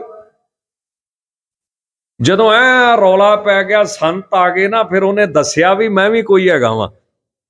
ਦੇਖ ਲਓ, ਬ੍ਰਹਮ ਗਿਆਨੀ ਮਹਾਤਮਾ ਹੋਵੇ, ਐਵੇਂ ਨਹੀਂ ਕਿ ਮਾਰੇ ਕਹਿੰਦੇ ਵੀ ਜਿੱਡਾ ਵੱਡਾ ਓਨਾ ਹੀ ਅੰਨਾ ਤੇ ਓਨਾ ਹੀ ਬੋਲਾ ਹੈ। ਉਹਨਾਂ ਹੀ ਕਹਿੰਦੇ ਅੰਨਾ ਤੇ ਓਡਾ ਵੱਡਾ ਹੀ ਇਹ ਬੋਲਾ ਹੈ। ਕਿਉਂ? ਰੱਬ ਦੀ ਗੱਲ ਨਹੀਂ ਸੁਣਦਾ, ਗੁਰੂ ਦਾ ਉਪਦੇਸ਼ ਨਹੀਂ ਸੁਣਦਾ ਹੈ। ਤਾਂ ਜਦੋਂ ਸੰਤ ਆਏ, ਹੁਣ ਆਪੇ ਰੌਲਾ ਪਵਾ ਕੇ ਸਾਰੀ ਸੰਗਤ 'ਚ ਅੰਮ੍ਰਿਤ ਝੂਠਾ ਹੋ ਗਿਆ ਕਹਿੰਦੇ। ਤੇ ਫਿਰ ਜਦੋਂ ਸੰਤ ਆ ਗਏ ਨਾ, ਕਹਿੰਦਾ ਬਾਬਾ ਜੀ ਮੈਂ ਸਮਝਾਵਾਂ ਇਹਨਾਂ ਨੂੰ। ਹੁਣ ਸੰਤ ਤੇ ਬੜੀ ਨਿਮਰਤਾ ਵਾਲੇ ਸੀ, ਕਹਿੰਦੇ ਜੀ ਤੁਸੀਂ ਸਮਝਾ ਲਓ ਸਾਰਿਆਂ ਨੂੰ। ਕਹਿੰਦਾ ਓਏ ਅੰਮ੍ਰਿਤ ਵੀ ਝੂਠਾ ਹੁੰਦਾ, ਦਿਮਾਗ ਨਹੀਂ ਕੰਮ ਕਰਦਾ ਤੁਹਾਡਾ? ਇੰਨੀ ਭੋਲੀ ਸੰਗਤ ਹੁੰਦੀ ਸੀ ਪੁਰਾਣੇ ਟਾਈਮ। ਆਪੇ ਰੌਲਾ ਪਵਾਇਆ, ਆਪੇ ਸੰਗਤ ਨੂੰ ਸਮਝਾਇਆ, ਤੇ ਫਿਰ ਸੰਤਾਂ ਨੂੰ ਦੱਸਿਆ ਵੀ ਮੈਂ ਕੋਈ ਹੈਗਾ ਵਾਂ। ਇਹ ਹੁੰਦੇ ਰਾਜਨੀਤਿਕ ਬੰਦੇ ਜਿਨ੍ਹਾਂ ਰੌਲੇ ਪਵਾਏ। ਪਹਿਲਾਂ ਕੋਈ ਰੌਲਾ ਨਹੀਂ ਸੀ ਇਹੋ ਜਿਹਾ, ਪਹਿਲਾਂ ਇਹੋ ਜਿਹਾ ਕੁਝ ਰੌਲਾ ਨਹੀਂ ਸੀ। ਅੱਜ ਵੀ ਗਿਆਨੀ ਪਿੰਦਰਪਾਲ ਸਿੰਘ ਜੀ ਦੇ ਵਿਚਾਰ ਦਾ ਸੁਣਦਾ ਪਿਆ ਸੀ, ਪੰਥ ਦੇ ਮਹਾਨ ਵਿਦਵਾਨ ਨੇ। ਉਹ ਕਹਿੰਦੇ 1 ਸਾਲ ਵਾਸਤੇ ਇਹਨਾਂ ਸਾਰਿਆਂ ਨੂੰ ਇੱਕ ਕਮਰੇ 'ਚ ਬੰਦ ਕਰਕੇ ਬਹਾ ਦਿਓ, ਜੇ ਕੋਈ ਰੌਲਾ ਲੱਭ ਗਿਆ ਤੇ ਮੈਨੂੰ ਦੱਸ ਦਿਓ। ਜਿੰਨੇ ਰੌਲੇ ਪਾਏ ਨਾ ਕੱਚ ਘਰੜ ਗਿਆਨੀਆਂ ਦੇ ਪਾਏ ਹੋਏ ਨੇ। 1 ਸਾਲ ਇਹਨਾਂ ਨੂੰ ਕਹੋ ਬੋਲਣਾ ਨਹੀਂ ਹੈ, ਚਲੋ ਕਰੋ ਬੰਦਗੀ ਮਹਾਰਾਜ ਦੀ, ਵਾਹਿਗੁਰੂ ਦਾ ਨਾਮ ਜਪੋ, ਚਲੋ ਕਹਿੰਦੇ ਜੇ ਰੌਲਾ ਲੱਭ ਗਿਆ ਕੌਮ 'ਚ ਤੇ ਕਹਿ ਦਿਓ। ਸਭ ਇਹਨਾਂ ਦੇ ਪਾਏ ਹੋਏ। ਤਾਂ ਇਹ ਭਗਤ ਜੀ ਨੂੰ ਕੀ ਕਹਿਣਾ? ਜਾਂ ਜਦੋਂ 5ਵੇਂ ਪਾਤਸ਼ਾਹ ਏਡੇ ਵੱਡੇ, ਆਪ ਪ੍ਰਤੱਖ ਨਾਰਾਇਣ ਹਰੀ ਦਾ ਸਰੂਪ, ਆਪ ਇੰਨਾ ਸਤਿਕਾਰ ਕਰਦੇ ਪਏ ਨੇ, ਤੇ ਕੀ ਅਸੀਂ ਉਹਨਾਂ ਤੋਂ ਵੱਧ ਸਤਿਕਾਰ ਕਰਨ ਵਾਲੇ ਜੰਮ ਪਏ ਅੱਜ ਦੁਨੀਆ ਵਿੱਚ? ਤਾਂ ਇਸ ਕਰਕੇ ਤਾਂ ਉੱਥੇ ਪਹਿਲਾ ਸ਼ਬਦ ਹੀ ਦੇਖੋ ਮਹਾਰਾਜ ਨੇ ਕਿਹੋ ਜਿਹਾ ਅੰਕਿਤ ਕੀਤਾ ਵੀ ਕੋਈ ਦੁਨੀਆ ਦੇ ਲੋਕੋ ਭੁਲੇਖਾ ਨਾ ਰੱਖਿਓ। ਭਾਵੇਂ ਕਿ ਮਹਾਰਾਜ ਨੇ, ਭਗਤ ਜੀ ਨੇ ਨਾ ਆਪਣੀ ਬਾਣੀ 'ਚ ਸਪਸ਼ਟ ਲਿਖਿਆ ਵਾ ਵੀ ਮੈਂ ਚਮਾਰ ਆ। ਉਹ ਕਹਿੰਦੇ ਤੁਸੀਂ ਜੇ ਖੁਸ਼ ਹੋਣਾ ਨਾ ਤੇ ਹੋ ਜਾਓ, ਕੋਈ ਗੱਲ ਨਹੀਂ। ਇੰਨੀ ਨਿਮਰਤਾ ਦੇ ਮਾਲਕ ਸੀ। ਆਪਸ ਕੋ ਜੋ ਜਾਣੇ ਨੀਚਾ ਸੋ ਗਨੀਏ। ਕਹਿੰਦੇ ਜੇ ਤੂੰ ਖੁਸ਼ ਹੋਣਾ ਨਾ, ਉੱਚੀ ਜਾਤ ਵਾਲੇ ਪੁਜਾਰੀ ਤੇ ਹੋ, ਫਿਰ ਵੱਧ ਤੋਂ ਵੱਧ ਕੀ ਕਹਿ ਦੇਗਾ? ਵੀ ਇਹੀ ਕਹਿ ਦੇਗਾ ਚੰਮ ਦਾ ਕੰਮ ਕਰਦਾ, ਕੋਈ ਗੱਲ। ਅੱਛਾ, ਦੂਸਰੇ ਬੰਨੇ ਕਬੀਰ ਸਾਹਿਬ, ਉਹ ਵੀਰ ਰਾਸੀ ਸੁਭਾਅ ਉਹਨਾਂ ਦਾ। ਉਹਨਾਂ ਨੂੰ ਜੇ ਕਿਸੇ ਨੇ ਆਖਿਆ ਨਾ ਤੂੰ ਜਲਾਇਆ, ਉਹ ਕਹਿੰਦੇ ਕਿਉਂ? ਤੂੰ ਵੱਖਰਾ ਜੰਮਿਆ ਮੇਰੇ ਨਾਲੋਂ, ਉੱਤੋਂ ਡਿੱਗਿਆ ਵਾ। ਜੋ ਤੋ ਬ੍ਰਾਹਮਣ ਬ੍ਰਾਹਮਣੀ ਜਾਇਆ, ਤੋ ਆਨ ਬਾਟ ਕਾਹੇ ਨਹੀਂ ਆਇਆ। ਇੱਥੋਂ ਤੱਕ ਦੇਖੋ ਵੀਰ ਰਸ। ਇਹ ਵਾਹਿਗੁਰੂ ਦੇ ਰੰਗ ਨੇ ਕਿਤੇ। ਤੇ 5ਵੇਂ ਪਾਤਸ਼ਾਹ ਦੇ ਰੂਪ 'ਚ ਤੱਤੀ ਲੋਹ ਤੇ ਬਹਿ ਕੇ ਵੀ ਕੀਰਤਨ ਕਰਦਾ ਤੇਰਾ ਕੀਆ। ਤੇ ਦੂਸਰੇ ਬੰਨੇ ਏਡਾ ਵੀਰ ਰਸ 'ਚ ਪੈਦਾ ਹੋ ਜਾਂਦਾ ਹੈ, 1 ਨਹੀਂ ਪਾਉਣੀਆਂ 2 ਪਾਉਣੀਆਂ ਲਿਆ ਤਲਵਾਰਾਂ ਇੱਧਰ। ਇਹ 2 ਤਰ੍ਹਾਂ ਦਾ ਸੁਭਾਅ ਹੁੰਦਾ ਬ੍ਰਹਮ ਗਿਆਨੀ 'ਚ ਪੈਦਾ ਹੁੰਦਾ। ਜਾਂ ਬਿਲਕੁਲ ਵੀਰ ਅਸੀਂ, ਤਾਂ ਜਾਂ ਬਿਲਕੁਲ ਇਹ ਖੇਡ ਆ ਉਸ ਪਰਮੇਸ਼ਰ ਦੀ। ਇੱਧਰ ਦੇਖੋ ਖੇਡ। ਇਹ ਨਹੀਂ ਕਿ ਮਹਾਰਾਜ ਭਗਤ ਰਵਿਦਾਸ ਜੀ ਕੋਈ ਕਮਜ਼ੋਰੀ ਜਾਂ ਕੋਈ ਏਦਾਂ ਦੀ ਗੱਲ ਨਹੀਂ। ਨਾਲੇ ਹੁਣ ਤਾਂ ਵਿਦਵਾਨਾਂ ਖੋਜ ਕੀਤੀ ਹੈ ਵੀ ਜਦੋਂ ਉਹਨਾਂ ਸਰੀਰ ਛੱਡਿਆ, ਉਹਨਾਂ ਨੂੰ ਸ਼ਹੀਦ ਕੀਤਾ ਗਿਆ। ਜਿਹੜੀ ਨਵੀਂ ਖੋਜ ਆ ਨਾ, ਉਹ ਇਹ ਆ ਵੀ ਭਗਤ ਰਵਿਦਾਸ ਜੀ ਨੂੰ ਸ਼ਹੀਦ ਕੀਤਾ ਗਿਆ। ਫਿਰ ਇਸ ਤਰ੍ਹਾਂ ਦੀ ਖੋਜ ਹੋਈ। ਤਾਂ ਇਹ ਮਾਲਕ ਦੀ ਮੌਜ ਤਾਂ ਆਪ ਸਪਸ਼ਟ ਲਿਖਿਆ ਆਪਣੀ ਬਾਣੀ 'ਚ ਉਹਨਾਂ ਵੀ ਨਾਗਰ ਜਨਾ ਮੇਰੀ ਜਾਤ ਚਮਿਆਰੰਗ। ਕਿ ਠੀਕ ਹੈ, ਅਸੀਂ ਚੰਮ ਦਾ ਕੰਮ ਕਰਦੇ ਹਾਂ, ਐਸੀ ਨਿਮਰਤਾ ਦੇ ਮਾਲਕ ਹੋਏ। ਪਰ ਗੁਰੂ ਅਰਜਨ ਦੇਵ ਸਾਹਿਬ ਨੇ ਜਿਹੜਾ ਸ਼ਬਦ ਉਹਨਾਂ ਦਾ ਅੰਕਿਤ ਕੀਤਾ, ਪਹਿਲਾ ਸ਼ਬਦ ਕੀ ਹੈ? ਤੁਸੀਂ ਦੁਨੀਆ ਦੇ ਲੋਕੋ ਭੁਲੇਖਾ ਨਾ ਰੱਖਿਓ। ਇਹਦੇ ਵਿੱਚ ਤੇ ਰੱਬ ਵਿੱਚ ਭੋਰਾ ਫਰਕ ਨਹੀਂ ਆ। ਤੋਹੀ ਮੋਹੀ ਮੋਹੀ ਤੋਹੀ ਅੰਤਰ ਕੈਸਾ। ਕਿੰਨਾ ਕੁ ਫਰਕ ਆ ਭਗਤ ਰਵਿਦਾਸ ਵਿੱਚ ਤੇ ਰੱਬ ਵਿੱਚ? ਕਿੰਨਾ ਕੁ ਫਰਕ ਆ ਦੱਸੋ ਭਲਾ। ਤਾਂ ਮਹਾਰਾਜ ਜੀ ਨੇ ਇਹਨਾਂ ਦੀ ਹੀ ਪੰਕਤੀ ਦੂਸਰੀ ਕੀ, ਕਨਕ ਕਟਕ ਜਲ ਤਰੰਗ ਜੈਸਾ। ਜਿਵੇਂ ਪਾਣੀ ਤੇ ਪਾਣੀ ਦੀਆਂ ਲਹਿਰਾਂ, ਨਾਮ ਦੋਵਾਂ ਦਾ ਵੱਖੋ ਵੱਖਰਾ ਹੈ, ਪਰ ਹੈ ਪਾਣੀ। ਲਹਿਰਾਂ 'ਚ ਵੀ ਪਾਣੀ ਤੇ ਪਾਣੀ 'ਚ ਵੀ ਪਾਣੀ। ਕਨਕ ਤੇ ਕਟਕ, ਕਨਕ ਕਹਿੰਦੇ ਸੋਨੇ ਨੂੰ ਤੇ ਕਟਕ ਕਹਿੰਦੇ ਨੇ ਕੜੇ ਨੂੰ। ਜਿਵੇਂ ਇੱਕ ਤੇ ਸੋਨਾ ਹੋ ਗਿਆ ਤੇ ਦੂਜਾ ਸੋਨੇ ਦਾ ਕੀ ਬਣ ਗਿਆ, ਕੜਾ। ਨਾਮ ਵੱਖਰੇ ਨੇ ਪਰ ਹੈ ਕੀ ਦੋਵੇਂ ਪਾਸੇ। ਇਸੇ ਤਰ੍ਹਾਂ ਭਗਤ ਰਵਿਦਾਸ ਦਾ ਨਾਮ ਵੱਖਰਾ ਹੈ, ਭਗਤ ਰਵਿਦਾਸ, ਮਹਾਰਾਜ ਰਵਿਦਾਸ, ਪਰ ਰੱਬ ਦੇ ਵਿੱਚ ਤੇ ਇਹਦੇ ਵਿੱਚ ਕੋਈ ਫਰਕ ਨਹੀਂ। ਫਿਰ ਅਗਲੀ ਪੰਕਤੀ ਇਹਨਾਂ ਦੀ ਆਉਂਦੀ, ਜੋ ਪੈ ਹਮ ਨਾ ਪਾਪ ਕਰੰਤਾ ਅਹੇ ਅਨੰਤਾ ਪਤਦ ਪਾਵਨ ਨਾਮ ਕੈਸੇ ਹੁੰਤਾ। ਵੀ ਠੀਕ ਹੈ, ਰੱਬ ਦੇ ਕਿੰਨੇ ਨਾਂ ਨੇ, ਸਤਨਾਮ, ਵਾਹਿਗੁਰੂ, ਇਹ ਤੇ ਨਿਰਗੁਣ ਸਰੂਪ ਨਾਮ ਹੋ ਗਏ ਨਾ ਮਹਾਰਾਜ ਦੇ। ਤੇ ਭਾਈ ਸੰਤੋਖ ਸਿੰਘ ਜੀ ਕਹਿੰਦੇ ਵੀ ਨਿਰਗੁਣ ਵੀ ਤੇ ਸਰਗੁਣ ਵੀ, ਸਭ ਤੋਂ ਵੱਡਾ ਨਾਮ ਕੀ, ਵਾਹਿਗੁਰੂ। ਤੇ ਦੂਸਰੇ ਨਾਮ ਜਿੰਨੇ ਉਹਨਾਂ ਨੇ ਕਰਮ ਕੀਤੇ, ਗੋਬਿੰਦ, ਗੋਪਾਲ, ਜਾਂ ਆਪਾਂ ਬੜੇ ਪ੍ਰੇਮ ਦੇ ਨਾਲ ਕਹਿ ਦਿੰਦੇ ਮੀਰੀ ਪੀਰੀ ਦੇ ਮਾਲਕ, ਅਕਾਲ ਤਖਤ ਸਾਹਿਬ ਦੇ ਸਿਰਜਣਹਾਰ, ਗਰੀਬ ਨਵਾਜ, ਜਾਂ ਬਾਜਾਂ ਵਾਲੇ, ਕਲਗੀਆਂ ਵਾਲੇ, ਜੋ ਉਹਨਾਂ ਨੇ ਕਰਮ ਕੀਤੇ। ਤਾਂ ਮਹਾਰਾਜ ਆਪਣੀ ਬਾਣੀ 'ਚ ਭਗਤ ਰਵਿਦਾਸ ਜੀ ਲਿਖਦੇ, ਇੱਕ ਨਾਂ ਅਸੀਂ ਤੈਨੂੰ ਦਿੱਤਾ ਵਾ, ਠੀਕ ਹੈ, ਬਾਕੀ ਨਾਂ ਤੇ ਆ ਤੇਰੇ ਕਰਮਾਂ ਕਰਕੇ, ਕਿਰਤਮ ਨਾਮ ਜਿਹੜੇ ਅਸੀਂ ਮੰਨੇ ਨੇ, ਪਰ ਇੱਕ ਨਾਂ ਤੇ ਸਾਡੇ ਕਰਕੇ ਪਿਆ, ਉਹ ਕੀ, ਪਤਤ ਪਾਵਨ। ਜੇ ਅਸੀਂ ਪਾਪ ਨਾ ਕਰਦੇ, ਪਾਵਨ ਮੈਨੇ ਪਵਿੱਤਰ, ਪਵਿੱਤਰ ਤੇ ਤੂੰ ਪਹਿਲਾਂ ਹੀ ਆ, ਪਰ ਪਤਤ ਪਾਵਨ, ਜਦੋਂ ਅਸੀਂ ਪਾਪ ਕਰਦੇ, ਅਸੀਂ ਗਲਤੀ ਕਰਦੇ, ਤਾਂ ਸਾਡੀ ਤੂੰ ਮੈਲ ਧੋਣਾ ਵਾ, ਸਾਡੇ ਪਾਪ ਕਰਦਾ, ਇਸ ਕਰਕੇ ਇੱਕ ਨਾਂ ਤੇ ਸਾਡੇ ਕਰਕੇ ਤੇਰਾ ਪਿਆ ਪਤਤ ਪਾਵਨ।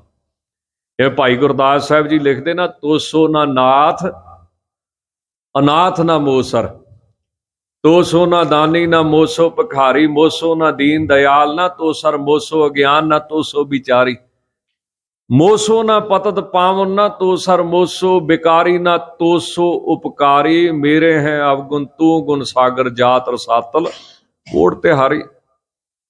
ਵੀ ਮੇਰੇ ਵਰਗਾ ਪਾਪੀ ਕੋਈ ਨਹੀਂ ਤੇ ਤੇਰੇ ਵਰਗਾ ਪਵਿੱਤਰ ਕੋਈ ਨਹੀਂ। ਜਿਵੇਂ ਸਤਿਗੁਰੂ ਜੀ ਵੀ ਬਾਣੀ ਵਿੱਚ ਫਰਮਾਉਂਦੇ, ਮਾਧੋ ਹਮ ਐਸੇ ਤੂੰ ਐਸਾ, ਉਹਦੀ ਵਿਆਖਿਆ ਪੂਰੀ ਭਾਈ ਗੁਰਦਾਸ ਸਾਹਿਬ ਜੀ ਬਾਣੀ ਦੀ ਕੁੰਜੀ ਮੰਨੀ ਗਏ। ਤਾਂ ਇੱਥੇ ਫਿਰ ਉਹਨਾਂ ਨੇ ਬਚਨ ਕੀਤਾ, ਇੱਕ ਨਾਂ ਸਾਡੇ ਕਰਕੇ, ਕਿਉਂ, ਅਸੀਂ ਕੋਈ ਨਾ ਕੋਈ ਗਲਤੀ ਕਰਦੇ ਦੁਨਿਆਵੀ ਲੋਕ। ਪਿਆਰੇ ਭਾਈ ਦਇਆ ਸਿੰਘ ਜੀ ਦਾ ਬੜਾ ਸੁੰਦਰ ਪ੍ਰਸੰਗ ਆਉਂਦਾ ਹੈ। ਭਾਈ ਸਾਹਿਬ ਭਾਈ ਦਇਆ ਸਿੰਘ ਜੀ ਨੂੰ 10ਵੇਂ ਪਾਤਸ਼ਾਹ ਨੇ ਹੱਥ ਵਿੱਚ, ਅੱਜ ਉਹਨਾਂ ਦੀ ਸੰਪਰਦਾ ਸੰਤ ਈਸ਼ਰ ਸਿੰਘ ਜੀ ਰਾੜਾ ਸਾਹਿਬ ਵਾਲੇ ਮਾਂ, ਉਹਨਾਂ ਦੀ ਕਿਰਪਾ ਇਸ ਸਥਾਨ ਤੇ ਵਾਪਰਦੀ ਹੈ। ਇਹ ਜਿਹੜੇ ਸਤਸੰਗ ਦੇ ਮਹਾਨ ਸਮਾਗਮ ਹੁੰਦੇ ਨੇ, ਉਹਨਾਂ ਤੋਂ ਉਪਰੰਤ ਅੱਜ ਮੌਜੂਦਾ ਸਮੇਂ ਵਿੱਚ ਸੰਤ ਬਾਬਾ ਬਲਜਿੰਦਰ ਸਿੰਘ ਜੀ ਰਾੜਾ ਸਾਹਿਬ ਵਾਲੇ ਮਹਾਂਪੁਰਸ਼, ਬੜਾ ਨਿੱਘਾ ਸੁਭਾਅ, ਨਿਮਰਤਾ ਵਾਲਾ ਸੁਭਾਅ, ਏਡੀ ਸੰਪਰਦਾ ਦੇ ਮੁਖੀ ਹੋਣ ਤੇ ਫਿਰ ਵੀ ਆਪਣੇ ਤੋਂ ਛੋਟੇ ਅਤੇ ਉਮਰ 'ਚ ਵੀ ਛੋਟੇ, ਗੁਣਾਂ ਵਿੱਚ ਵੀ ਛੋਟੇ, ਤੇ ਫਿਰ ਵੀ ਉਹਨਾਂ ਦਾ ਸਤਿਕਾਰ ਕਰਨ, ਮਾਣ ਕਰਨ, ਇਹ ਉਹਨਾਂ ਦਾ ਬੜਾ ਨਿਮਰਤਾ ਵਾਲਾ ਗਰੀਬ ਨਵਾਜ ਸੁਭਾਅ ਹੈ। 10ਵੇਂ ਪਾਤਸ਼ਾਹ ਨੇ ਆਪਣੇ ਹੱਥ 'ਚ ਪੱਥਰ ਫੜ ਕੇ ਤੇ ਵਗਾ ਕੇ ਮਾਰਿਆ, ਤੇ ਭਾਈ ਦਇਆ ਸਿੰਘ ਨੂੰ ਕਹਿੰਦੇ, ਦੱਸ ਭਾਈ ਦਇਆ ਸਿਆਂ, ਇਹ ਡੁੱਬਿਆ ਕਿਉਂ।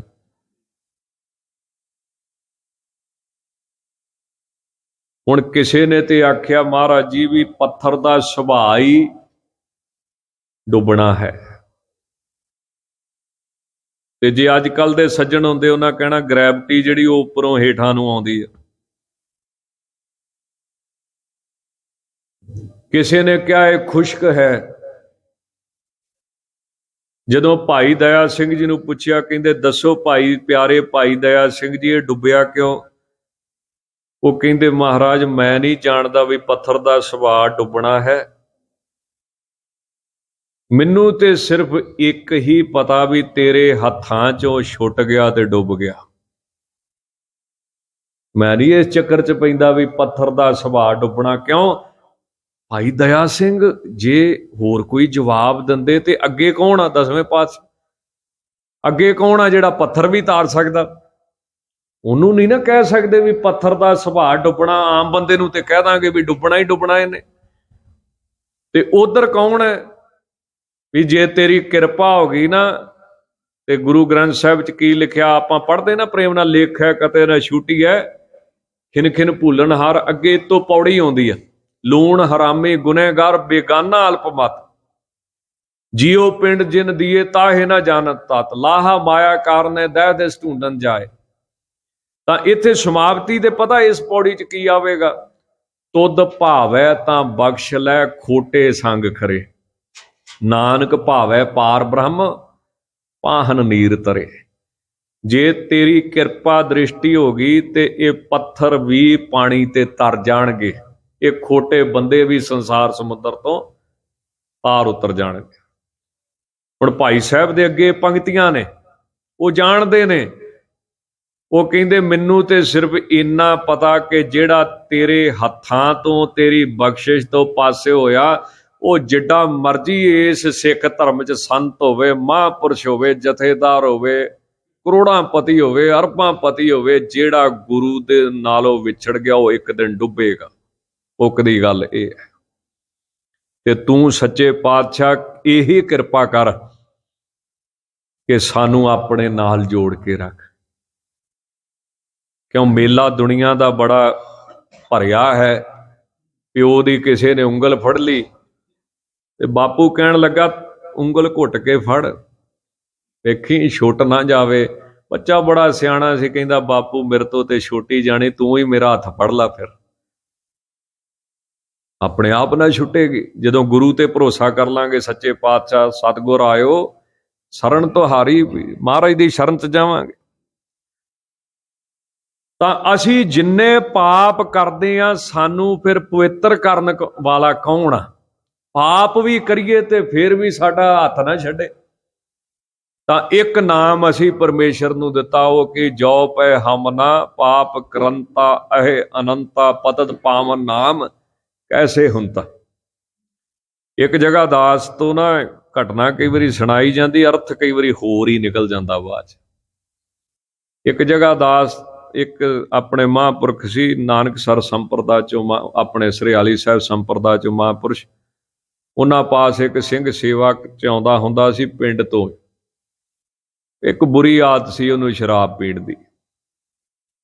ਅੱਛਾ, ਬਾਕੀ ਉਹ ਕੰਮ ਬਹੁਤ ਸਵਾਰਦਾ ਸੀ, ਪਿੰਡ ਦੇ ਵੀ ਬੜੇ ਸਵਾਰਦਾ ਸੀ, ਫਿਰ ਗੁਰਦੁਆਰੇ ਦਾ ਟਰਾਂਸਫਾਰਮ ਕੀ, ਮੀਟਰ ਕੀ, ਜਿੱਥੇ ਸਰਕਾਰੇ ਦਰਬਾਰੇ ਸਾਰੇ ਕੰਮ ਉਹਨੇ ਕਰਨੇ। ਪਰ ਰਾਤ ਨੂੰ ਇੱਕ ਗੰਦੀ ਆਦਤ ਸੀ ਵੀ ਕੁਝ ਨਾ ਕੁਝ ਉਹਨੇ ਖਾ ਪੀ ਕੇ ਪੈਣਾ, ਤੇ ਸਵੇਰੇ ਫਿਰ ਉਹਨੇ ਇਸ਼ਨਾਨ ਕਰਕੇ ਨਹਾ ਧੋ ਕੇ, ਉਹ ਫਿਰ ਸਾਰੇ ਪਿੰਡ ਵਾਲੇ ਇਕੱਠੇ ਹੋ ਗਏ ਤੇ ਕਹਿਣ ਲੱਗੇ ਵੀ ਬਾਬਾ ਜੀ ਤੁਹਾਨੂੰ ਪਤਾ ਵੀ ਇਹ ਬੰਦਾ ਆਹ ਕੰਮ ਕਰਦਾ?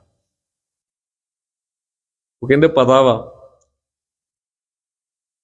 ਕਹਿੰਦੇ ਜੀ ਜੇ ਪਤਾ ਵਾ ਤੇ ਫਿਰ, ਕਹਿੰਦੇ ਜੇ ਇਹੀ ਇਹਦੇ 'ਚ ਇੱਕ ਗੰਦੀ ਆਦਤ ਨਾ ਹੋਵੇ ਤੇ ਇਹ ਬ੍ਰਹਮ ਗਿਆਨੀ ਨਾ ਬਣ ਜਾਂਦਾ ਜਿੰਨੇ ਚੰਗੇ ਕੰਮ ਕਰਦਾ।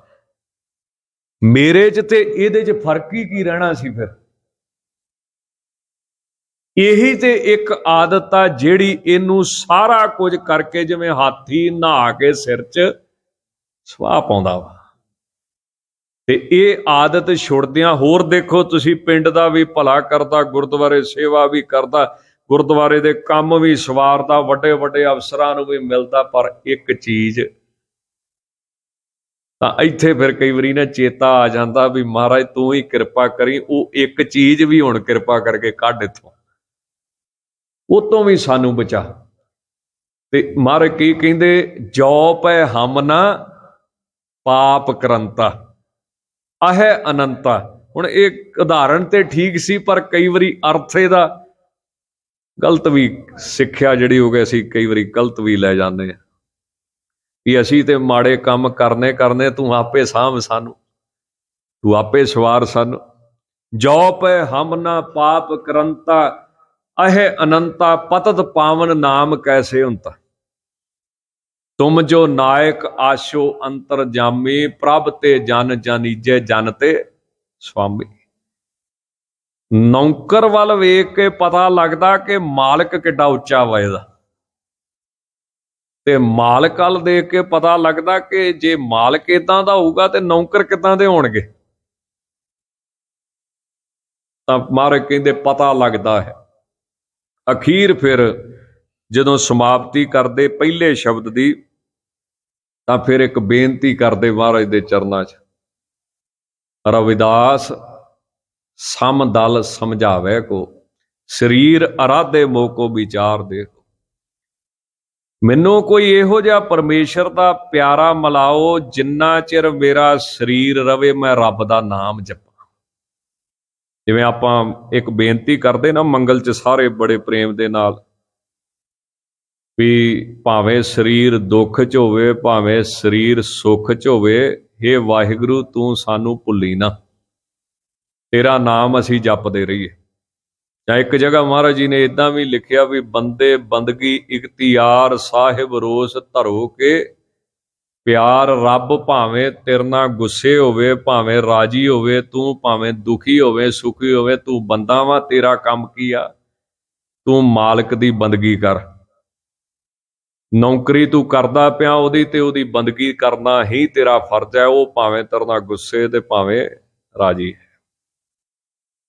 ਇਸੇ ਤਰ੍ਹਾਂ ਹੀ ਇੱਕ ਸ਼ਬਦ ਅਸੀਂ ਇਸ ਤਰ੍ਹਾਂ ਵੀ ਪੜ੍ਹਦੇ ਮਹਾਰਾਜ ਸੱਚੇ ਪਾਤਸ਼ਾਹ ਦਾ, ਵੀ ਹੇ ਪ੍ਰਾਣਨਾਥ ਗੋਬਿੰਦਾ ਹੈ, ਕਿਰਪਾ ਨਿਧਾਨ ਜਗਤ ਗੁਰੂ, ਹੇ ਸੰਸਾਰ ਤਾਪ ਹਰਣੈ, ਕਰੁਣਾ ਮੈਂ ਸਭ ਦੁੱਖ ਹਾਰੋ, ਹੇ ਸਰਣ ਜੋਗ ਦਇਆਲੈ, ਦੀਨਾ ਨਾਥ ਮਇਆ ਕਰੋ, ਸਰੀਰ ਸਵਸਥ ਖੀਣ ਸਮੇਂ।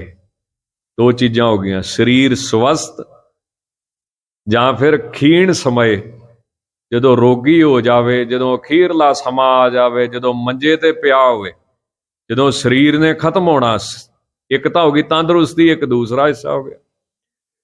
ਤਾਂ ਸਰੀਰ ਸਵਸਥ ਖੀਣ ਸਮਏ, ਸਿਮਰੰਤ ਨਾਨਕ ਰਾਮ ਦਾਮੋਦਰ ਮਾਧਵੈ, ਇਹ ਮੇਰੇ ਤੇ ਕਿਰਪਾ ਕਰ ਦੋ। ਤਾਂ ਭਗਤ ਜੀ ਦਾ ਸ਼ਬਦ ਹੁਣ ਸਮਾਪਤੀ ਦੇਖਿਓ, ਸਰੀਰ ਅਰਾਧੇ ਮੋਕੋ ਵਿਚਾਰ ਦੇਖੋ, ਕਿ ਜਿੰਨਾ ਚਿਰ ਇਹ ਸਰੀਰ ਰਵੇ ਉਨਾ ਚਿਰ ਤੇਰਾ ਨਾਮ ਜਪਾਂ, ਐਸੀ ਸ਼ੁਭ ਵਿਚਾਰ ਪੈਦਾ ਹੋਵੇ। ਤੇ ਦੂਸਰਾ ਰਵਿਦਾਸ ਸਮ ਦਲ ਸਮਝਾਵੇ ਕੋ, ਕੋਈ ਏਦਾਂ ਦਾ ਸੰਤ ਮਿਲਾ ਜਿਹੜਾ ਸਾਰਿਆਂ ਨੂੰ ਇੱਕ ਨਿਗਾਹ ਨਾਲ ਦੇਖੇ, ਜਿਹੜਾ ਸਾਰਿਆਂ 'ਚ ਰੱਬ ਦੀ ਜੋਤ ਦੇਖੇ, ਪਰਮੇਸ਼ਰ ਦੀ ਜੋਤ ਦੇਖੇ, ਕਿ ਹਰ ਸਰੀਰ ਵਿੱਚ ਉਹ ਪਰਮੇਸ਼ਰ ਵਾਹਿਗੁਰੂ ਆਪ ਹੀ ਬੈਠਾ ਹੋਇਆ ਹੈ, ਆਪ ਹੀ ਨਿਵਾਸ ਕਰਦਾ ਪਿਆ ਹੈ। ਸੋ ਸੱਚੇ ਪਾਤਸ਼ਾਹ ਕਿਰਪਾ ਕਰਨ, ਗਰੀਬ ਨਵਾਜ ਬਖਸ਼ਿਸ਼ ਕਰਨ, ਭਗਤ ਰਵਿਦਾਸ ਜੀ ਕਿਰਪਾ ਕਰਨ, ਕਿਉਂ ਪਰਮਾਤਮਾ ਦੇ ਪਿਆਰੇ ਨੇ ਤੇ ਵਾਹਿਗੁਰੂ ਆਪਣੇ ਵਿਚੋਲਿਆਂ ਦੀ ਗੱਲ ਬੜੀ ਛੇਤੀ ਮੰਨ ਲੈਂਦਾ ਹੈ। ਇਸ ਕਰਕੇ ਆਪਾਂ ਸਾਰੇ ਭਗਤ ਜੀ ਅੱਗੇ ਅਰਦਾਸ ਕਰੀਏ ਕਿ ਸਾਡੇ ਤੇ ਵੀ ਉਹ ਤਰਸ ਕਰਨ, ਕਿਰਪਾ ਕਰਨ, ਮਿਹਰ ਕਰਨ, ਬਖਸ਼ਿਸ਼ ਕਰਨ, ਸਾਨੂੰ ਵੀ ਨਾਮ ਜਪਣ ਦਾ ਬਲ ਜਿਹੜਾ ਹੈ ਉਹ ਪ੍ਰਾਪਤ ਹੋਵੇ। ਅੱਜ ਦੇਖੋ ਚੁਪਹਿਰੇ ਹੁੰਦੇ ਨੇ, ਧੰਨ ਬਾਬਾ ਦੀਪ ਸਿੰਘ ਜੀ ਦੀ ਯਾਦ ਅੰਦਰ ਚੁਪਹਿਰਾ ਕੀਤਾ ਜਾਂਦਾ ਨਾ, ਗੁਰੂ ਸਾਹਿਬ ਕਿਸੇ ਦੀ ਵੀ ਯਾਦ 'ਚ ਤੁਸੀਂ ਕਰ ਸਕਦੇ ਹੋ। ਤਾਂ ਕੁਝ ਵਿਦਵਾਨ ਸੱਜਣ ਇਸ ਤਰ੍ਹਾਂ ਵੀ ਕਹਿੰਦੇ ਜੀ ਨਹੀਂ, ਇੱਦਾਂ ਨਹੀਂ ਕਰਨਾ ਚਾਹੀਦਾ, ਇਹ ਗੁਰੂ ਸਾਹਿਬ ਦੀ ਮਰਿਆਦਾ ਨਹੀਂ ਆ, ਵੀ ਨਾ ਤਾਂ ਕਿਸੇ ਗੁਰੂ ਸਾਹਿਬ ਨੇ ਮਰਿਆਦਾ ਤੋਰੀ ਹੈ। ਠੀਕ ਹੈ, ਪਰ ਗੁਰੂ ਸਾਹਿਬ ਨੇ ਇਹ ਵੀ ਕਦੋਂ ਕਿਹਾ ਵੀ ਬਾਣੀ ਨਾ ਪੜੋ? ਵੀ ਕੀ ਗੱਲ, ਵੀ ਚੁਪਹਿਰੇ 'ਚ ਕੀ ਹੁੰਦਾ ਵਾ? ਦੁਪਹਿਰੇ ਬਾਣੀ ਪੜ੍ਹਦੀ ਨਾ ਸੰਗਤ ਐਤਵਾਰ, ਤੇ ਉਹ ਤੇ ਸ਼ੁਰੂ ਤੋਂ ਹੀ ਬੀਬੀਆਂ ਸੁਖਮਨੀ ਸਾਹਿਬ ਦਾ ਪਾਠ ਕਰਦੀਆਂ ਹੀ ਸੀ। ਹੌਲੀ ਹੌਲੀ ਸਿਆਣੇ ਗੁਰਸਿੱਖਾਂ ਗੁਰਮੁਖਾਂ ਕੀ ਕੀਤਾ, ਨਾਲ 5 ਜਪਜੀ ਸਾਹਿਬ ਦੇ ਪਾਠ ਜੋੜ ਲਏ, 2 ਮੇਰੇ ਖਿਆਲ ਨਾਲ ਚੌਪਈ ਸਾਹਿਬ ਦੇ, ਤੇ ਉਹ ਵਿੱਚੋਂ 10 ਕੁ ਮਿੰਟ ਰੈਸਟ ਦੇ ਦਿੰਦੇ ਆ, 15 ਕੁ ਮਿੰਟ, ਫਿਰ ਸੁਖਮਨੀ ਸਾਹਿਬ ਸੰਗਤੀ ਰੂਪ 'ਚ, ਫਿਰ ਆਨੰਦ ਸਾਹਿਬ ਦੀਆਂ 6 ਪੌੜੀਆਂ ਤੇ ਅਰਦਾਸ, ਕੜਾਹ ਪ੍ਰਸ਼ਾਦੀ ਦੇ। ਹੁਣ ਜਿੰਨੇ 4 ਘੰਟੇ ਹਰ ਐਤਵਾਰ ਬਾਣੀ ਪੜ੍ਹੀ, ਉਹਦਾ ਕੰਮ ਕਿਉਂ ਨਾ ਹੋਊਗਾ?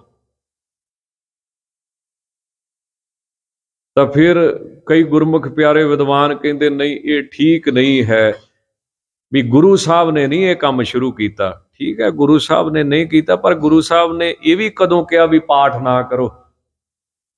ਗੁਰੂ ਸਾਹਿਬ ਨੇ ਇਹ ਵੀ ਨਹੀਂ ਕਿਹਾ ਵੀ ਬਾਣੀ ਨਾ ਪੜ੍ਹਿਆ ਕਰੋ। ਗੁਰੂ ਸਾਹਿਬ ਤੇ ਇਹ ਕਹਿੰਦੇ ਆ ਵੀ ਜਿੰਨਾ ਹੋ ਸਕੇ ਮੈਂ ਗੁਰਬਾਣੀ ਆਧਾਰ ਹੈ, ਗੁਰਬਾਣੀ ਲਾਗ ਰਹਾਓ। ਤਾਂ ਕੁਝ ਸਿਆਣੇ ਵਿਦਵਾਨ, ਸਾਡੇ ਨੂੰ ਤੇ ਬਹੁਤ ਸਿਆੜੇ ਨੇ ਉਹ ਸਾਰੇ, ਉਹ ਕਹਿੰਦੇ ਇਸ ਤਰ੍ਹਾਂ ਫਿਰ ਅੰਮ੍ਰਿਤ ਵੇਲੇ ਸੰਗਤ ਉੱਠਣੋਂ ਹਟ ਜੇਗੀ, ਤਾਂ ਉਹ ਪਹਿਲਾਂ 10 ਕੁ ਸਾਲ ਉਹ ਪਹਿਲਾਂ ਕਹਿੰਦੇ ਹੁੰਦੇ ਸੀ ਵੀ ਅੰਮ੍ਰਿਤ ਵੇਲੇ ਉੱਠਣ ਦੀ ਲੋੜ ਨਹੀਂ, ਜਿਹੜੇ ਮਰਜ਼ੀ ਟਾਈਮ ਭਗਤੀ ਕਰ ਲਿਆ ਕਰੋ, ਵੀ ਜੇ ਵੇਲਾ ਵਕਤ ਵਿਚਾਰੀਏ ਤਾਂ ਕਿਤ ਵੇਲਾ ਭਗਤ ਹੋਈ। ਪਹਿਲਾਂ ਇਦਾਂ ਕਹਿੰਦੇ ਹੁੰਦੇ ਸੀ ਜਦੋਂ ਅੰਮ੍ਰਿਤ ਵੇਲੇ ਦੀ ਗੱਲ ਕਰੀਦੀ ਸੀ। ਹੁਣ ਜੇ ਸੰਗਤ ਦੁਪਹਿਰੇ ਬਾਣੀ ਪੜ੍ਹਨ ਲੱਗ ਪਈ ਤੇ ਹੁਣ ਕਹਿੰਦੇ ਅੰਮ੍ਰਿਤ ਵੇਲੇ ਉੱਠਿਆ ਕਰੋ। ਕੋਈ ਸਾਈਕਲ ਦਾ ਵੀ ਸਟੈਂਡ ਹੁੰਦਾ ਵਾ ਤੇ ਇਦਾਂ ਦਾ ਤਾਂ ਕੋਈ ਸਟੈਂਡ ਹੈ ਹੀ ਨਹੀਂ ਹੈ। ਪਹਿਲਾਂ ਜਦੋਂ ਕਹਿਣਾ ਅੰਮ੍ਰਿਤ ਵੇਲੇ ਉੱਠਿਆ ਕਰੋ, ਨਹੀਂ ਅੰਮ੍ਰਿਤ ਵੇਲੇ ਉੱਠਣ ਦੀ ਲੋੜ ਨਹੀਂ, ਜਦੋਂ ਮਰਜ਼ੀ ਪਾਠ ਕਰ ਲਿਆ ਕਰ ਲਓ। ਹੁਣ ਜਦੋਂ ਦੁਪਹਿਰੇ ਕਰਨ ਲੱਗੇ ਤਾਂ ਹੁਣ ਕਹਿੰਦੇ ਅੰਮ੍ਰਿਤ ਵੇਲੇ ਉੱਠਿਆ ਕਰੋ। ਤਾਂ ਜਿਹੜਾ ਬੰਦਾ 4 ਘੰਟੇ ਦੁਪਹਿਰੇ ਲਾਊਗਾ ਉਹ ਇੱਕ ਦਿਨ ਅੰਮ੍ਰਿਤ ਵੇਲੇ ਵੀ ਉੱਠੂਗਾ, ਅੰਮ੍ਰਿਤ ਵੇਲੇ ਬਾਣੀ ਪੜੂਗਾ। ਸੋ ਦਾਸ ਬੇਨਤੀ ਕਰੇ, ਬਾਣੀ ਪੜ੍ਹਨੀ ਤੇ ਕੋਈ ਮਾੜੀ ਨਹੀਂ ਹੈ। ਕਿ 24 ਸਾਹਿਬ ਤੋਂ ਖਤਰਾ ਹੈ ਜਾਂ ਜਪਜੀ ਸਾਹਿਬ ਤੋਂ ਖਾਲਸਾ ਪੰਥ ਨੂੰ ਖਤਰਾ ਹੋ ਗਿਆ ਹੁਣ। ਇਸ ਕਰਕੇ ਬੇਨਤੀ ਕਰਨ ਲੱਗਾ ਸੀ ਵਿਚੋਲੇ ਦੀ। ਹੁਣ ਸੰਗਤ ਦੀ ਸ਼ਰਧਾ ਕੀ ਆ ਵੀ ਜਿਹੜਾ ਕੰਮ ਸ੍ਰੀ ਗੁਰੂ ਰਾਮਦਾਸ ਸਾਹਿਬ ਜੀ ਤੋਂ ਵੀ, ਦੇਖੋ ਮੈਂ ਮਾਫੀ ਮੰਗ ਕੇ ਗੱਲ ਕਰਨ ਲੱਗਾ, ਕੋਈ ਗਲਤ ਅਰਥ ਨਾ ਕੱਢਿਓ। ਬਾਬਾ ਦੀਪ ਸਿੰਘ ਗੁਰੂ ਰਾਮਦਾਸ ਸਾਹਿਬ ਤੋਂ ਵੱਡੇ ਨਹੀਂ ਆ, ਇਹ ਭੁਲੇਖਾ ਨਾ ਪਾਲ ਲਿਓ। ਤੇ ਜਿਹੜਾ ਪਾਲੂਗਾ ਉਹ ਬਾਬਾ ਦੀਪ ਸਿੰਘ ਤੋਂ ਹੀ ਸਰਾਪਿਆ ਜਾਊਗਾ। ਉਹ ਬੰਦਾ, ਉਹਨੂੰ ਬਾਬੇ ਦੀਪ ਸਿੰਘ ਦੀ ਧੱਕ ਹੋਊਗੀ, ਉਹ ਬਾਬਾ ਦੀਪ ਸਿੰਘ ਤੋਂ ਹੀ ਸਰਾਪ ਲਊਗਾ। ਕਿਉਂ? ਸ਼ਹੀਦ ਜਿਹੜੇ ਨੇ ਉਹ ਗੁਰੂ ਤੋਂ ਤਾਕਤ ਲੈਂਦੇ, ਤੇ ਗੁਰੂ ਤੋਂ ਵੱਡੀ ਤਾਕਤ ਕੋਈ ਸੰਸਾਰ ਦੇ ਵਿੱਚ ਹੈ ਨਹੀਂ। ਪਰ ਇਹਦੇ ਗਲਤ ਅਰਥ ਅਸੀਂ ਕੱਢਦੇ ਹਾਂ। ਤਾਂ ਸੰਗਤ ਦੀ ਸ਼ਰਧਾ ਕੀ ਆ ਵੀ ਜਿਹੜਾ ਕੰਮ ਗੁਰੂ ਰਾਮਦਾਸ ਸਾਹਿਬ ਤੋਂ ਵੀ ਜੇ ਤੇਰੀ ਨਹੀਂ ਤਸੱਲੀ ਹੁੰਦੀ ਪਈ ਨਾ, ਟਾਈਮ ਜ਼ਿਆਦਾ ਲੱਗਿਆ, ਤੇ ਜਾ ਬਾਬਾ ਦੀਪ ਸਿੰਘ ਜੀ ਨੂੰ ਬੇਨਤੀ ਕਰ। ਹੁਣ ਇਹਦਾ ਮਤਲਬ ਇਹ ਨਹੀਂ ਕਿ ਬਾਬਾ ਦੀਪ ਸਿੰਘ ਜੀ ਨੇ ਪਹਿਲਾਂ ਕਰ ਦੇਣਾ ਜਾਂ ਬਾਬਾ ਦੀਪ ਸਿੰਘ ਜੀ ਨੇ ਕਰ ਦੇਣਾ। ਇਹਦਾ ਮਤਲਬ ਇਹ ਆ ਕਿ ਬਾਬਾ ਦੀਪ ਸਿੰਘ ਵਰਗਾ ਜੇ ਵਿਚੋਲਾ ਪੈ ਗਿਆ ਤੇ ਗੁਰੂ ਰਾਮਦਾਸ ਸਾਹਿਬ ਨੇ ਤੈਨੂੰ ਨਾ ਹੀ ਨਹੀਂ ਕਰਨੀ। ਅਸਲ ਗੱਲ ਇਹ ਆ, ਕੰਮ ਫਿਰ ਵੀ ਗੁਰੂ ਰਾਮਦਾਸ ਸਾਹਿਬ ਨੇ ਕਰਨੇ ਨੇ। ਪਰ ਜਿਹੜੇ ਗੁਰੂ ਕੇ ਵਜ਼ੀਰ ਨੇ, ਗੁਰੂ ਘਰ ਦੇ ਸੇਵਾਦਾਰ ਨੇ, ਉਹਨਾਂ ਦੀ ਧੰਨ ਗੁਰੂ ਰਾਮਦਾਸ ਸਾਹਿਬ ਮੋੜਦੇ ਨਹੀਂ। ਕਿਉਂ? ਬਾਬਾ ਦੀਪ ਸਿੰਘ ਵਰਗਾ ਮੱਥਾ ਹੀ ਨਹੀਂ ਕਿਸੇ ਤੋਂ ਟਿਕਿਆ ਅੱਜ ਤੱਕ। ਜੇ ਟੇਕਿਆ ਹੈ ਤੇ ਸਦਾ ਵਾਸਤੇ ਸੀਸ ਉੱਥੇ ਹੀ ਪੇਟਾ ਕਰ ਦਿੱਤਾ ਹੈ। ਸੋ ਜੇ ਭਗਤ ਰਵਿਦਾਸ ਵਰਗਾ ਵਿਚੋਲਾ ਪੈ ਜੇ ਤੇ ਫਿਰ ਕਿਉਂ ਨਾ ਉਹ ਵਾਹਿਗੁਰੂ ਪਰਮੇਸ਼ਰ ਅੰਤਰਜਾਮੀ ਸਾਡੀ ਮੰਨੇਗਾ, ਸਾਡੀ ਸੁਣੇਗਾ। ਇਸ ਕਰਕੇ ਆਪਾਂ ਸਾਰੇ ਭਗਤ ਰਵਿਦਾਸ ਜੀ ਅੱਗੇ ਵੀ ਅਰਦਾਸ ਕਰੀਏ, ਬੇਨਤੀ ਕਰੀਏ ਕਿ ਮਹਾਰਾਜ ਜੀ ਸਾਡੇ ਤੇ ਤਰਸ ਕਰੋ, ਸਾਡੇ ਤੇ ਕਿਰਪਾ ਕਰੋ, ਸਾਨੂੰ ਵੀ ਨਾਮ ਜਪਣ ਦਾ ਬਲ ਉਦਮ ਬਖਸ਼ਿਸ਼ ਕਰੋ। ਭੁੱਲ ਚੁੱਕ ਦੀ ਖਿਮਾ ਜੀ। ਸਾਰੀਆਂ ਸੰਗਤਾਂ ਦਾ ਬਹੁਤ ਬਹੁਤ ਧੰਨਵਾਦ। ਲੇਖਿਆ ਕਤੇ ਨਾ ਛੁੱਟੀਐ, ਖਿਨ ਖਿਨ ਭੁੱਲਣ ਹਾਰ, ਬਖਸ਼ਣ ਹਾਰ ਬਖਸ਼ ਲੈ ਨਾਨਕ ਪਾਰ ਉਤਾਰ। ਵਾਹਿਗੁਰੂ ਜੀ ਕਾ ਖਾਲਸਾ।